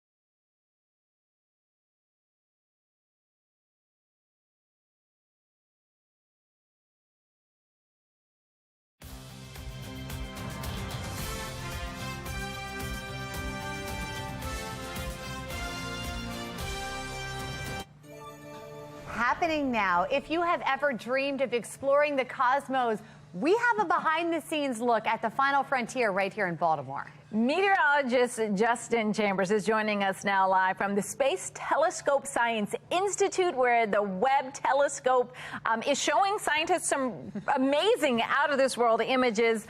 Justin has been just losing his mind because it is pretty incredible out there, Justin. It's great, ladies. Absolutely. Thanks so much. I did get kicked out again from Mission Control because we have a loss of signal. But actually, what that means is that there's a point when they are not able to get the information from the Webb telescope, and that changes throughout the day. And I mentioned earlier about Christmas with those Christmas lights in the Mission Control room, and that's because they actually launched the James Webb telescope on Christmas Day in 2021. I was on the air at Fox 45. We watched it live. It was a great event. We're here with Maca Garcia Marin, and you are a bigwig here. You're the deputy director. Talk about Deputy project scientist, not director. Deputy project scientist. Deputy project scientist. Okay. Now, the James Webb telescope, it's amazing. The things you guys have seen so far, this is one of the images. What is this of? This is a beautiful image of, was a supernova, so this is the remnant of the death of a star. The death, we're looking at the death of a star. Right, okay. So what happens after? So you see like the white parts are like the elements of the star that were just blown away. The red part is the material of the space being compressed because of the shock, and then all the green structures inside there are now under study because they were kind of surprising and very interesting. Now, this is all through infrared. That's what differentiates the Webb telescope with Hubble, right?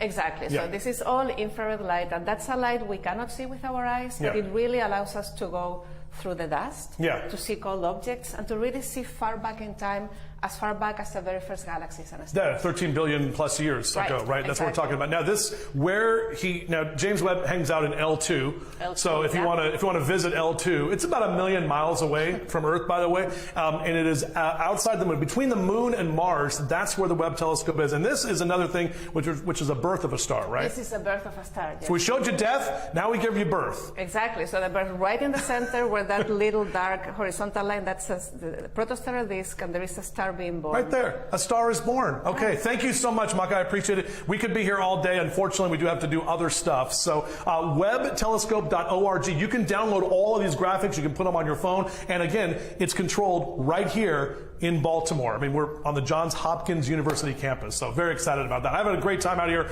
Guys, I'm probably not coming back tomorrow, just to let you know. So. Justin, I want to know, how does she know the difference between the life of the star and the death of the star? Because it looked almost identical to my eye. She wants to know, how do you know the difference between the life of a star and the death of a star? Because the supernova shows all the different fragments, but that's the life of the star. Right, and here at the center, there is this is a dark cloud of material that is feeding the star. So at the center, where this little disk is, the star is growing, and all these bright structures are energy ejected from the protostar that illuminates. Yeah, we just put some water on it, Meg. We just made it sure, like, it's growing. It's a little baby. So it really is. All right. Thank you. That was awesome. Well, our Weather Alert Day coverage, meantime, continues here on Earth. Meteorologist Amy Aronson letting us know when the air quality will improve in our region. Volunteers attacked while trying to enforce the city's youth curfew. Just ahead, I'll tell you what happened and what comes next.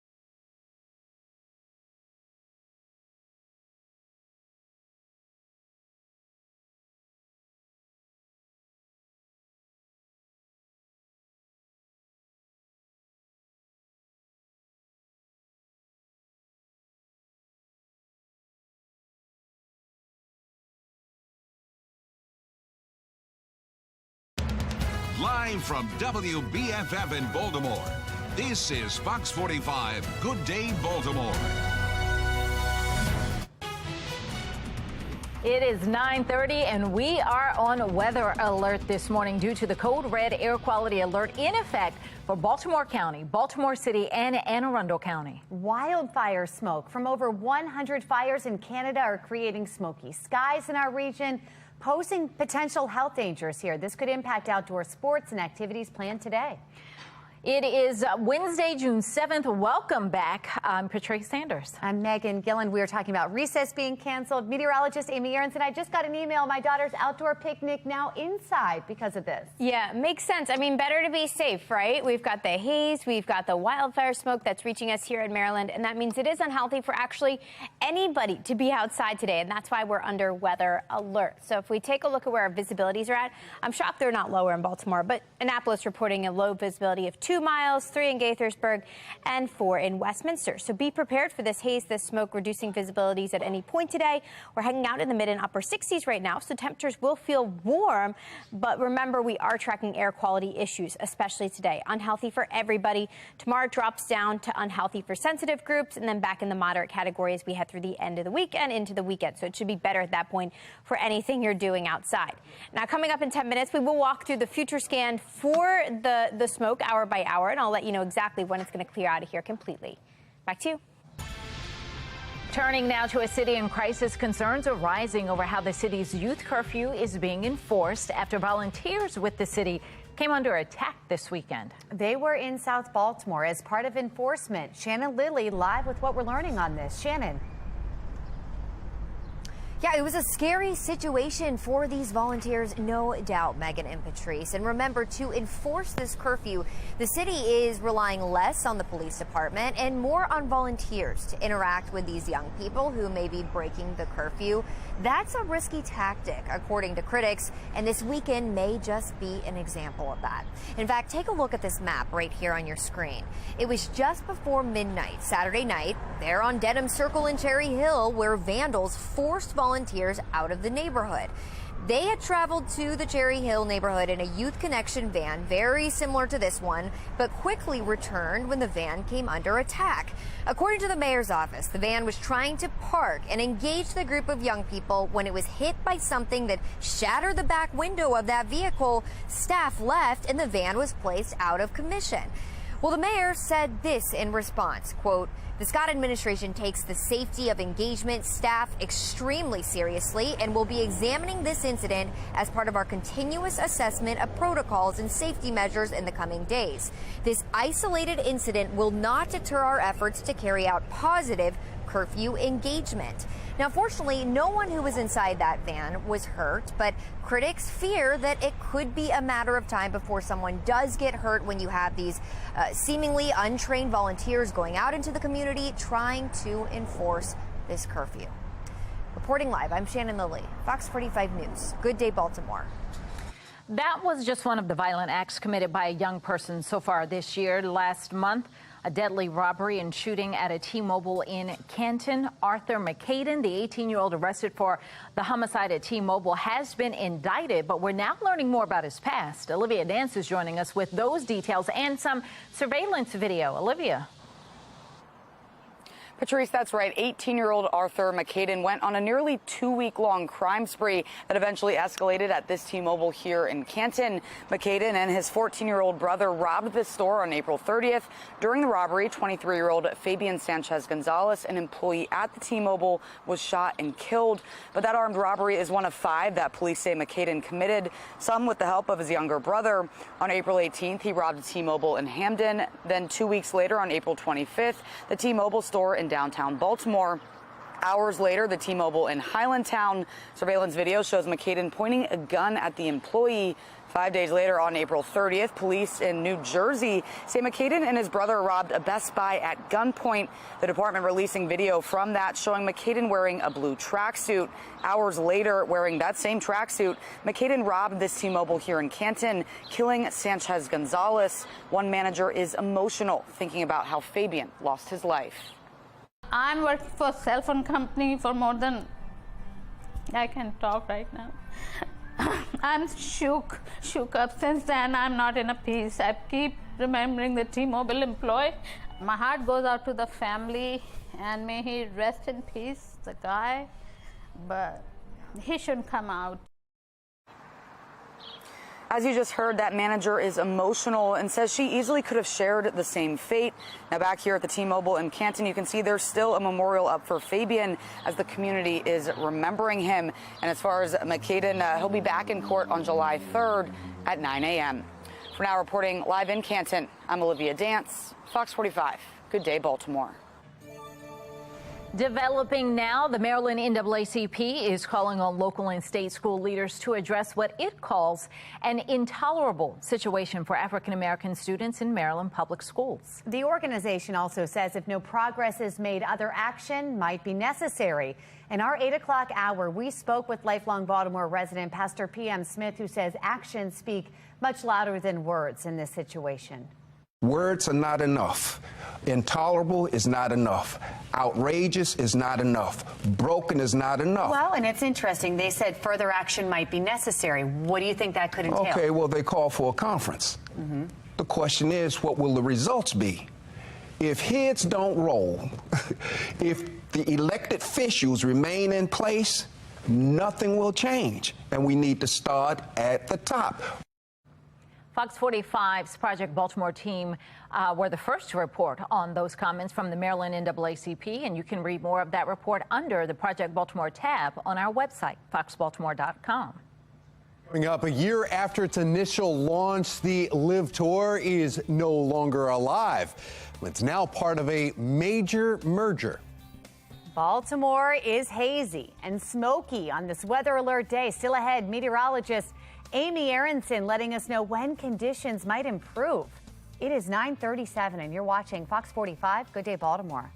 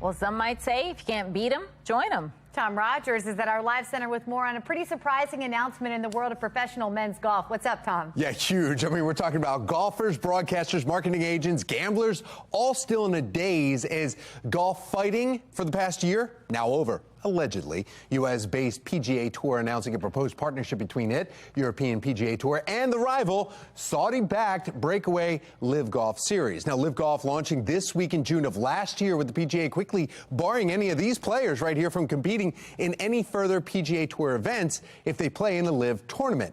Well, the new agreement announced just hours ago would end the feuding between the parties and, according to a statement, would end all pending litigation and, quote, unify the game of golf. Sounds like they were like, we're paying the lawyers too much. We can make money at this. PGA Commissioner Jay Monahan commenting on the deal, saying that he understands he is likely to receive criticism.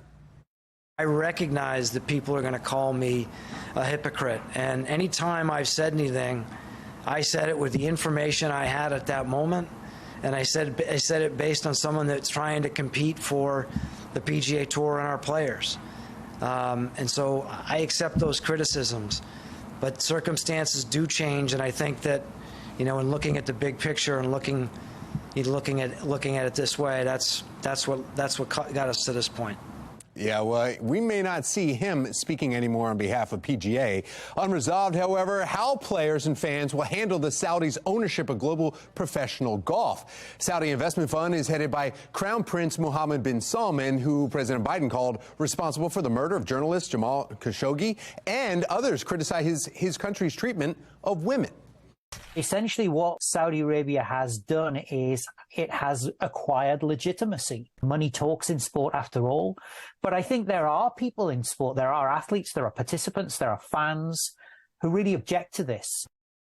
He said it, money talks in sports. Two sides signing a memorandum of understanding and expected to finalize that deal in a matter of weeks, but many questions on how much LIV impacted the future of pro golf. You think about it, from the teams to the numerals, LIV meaning 54 holes, the same pay as those in the PGA, 72 holes or 4 rounds get paid, to what kind of broadcast contracts will be awarded.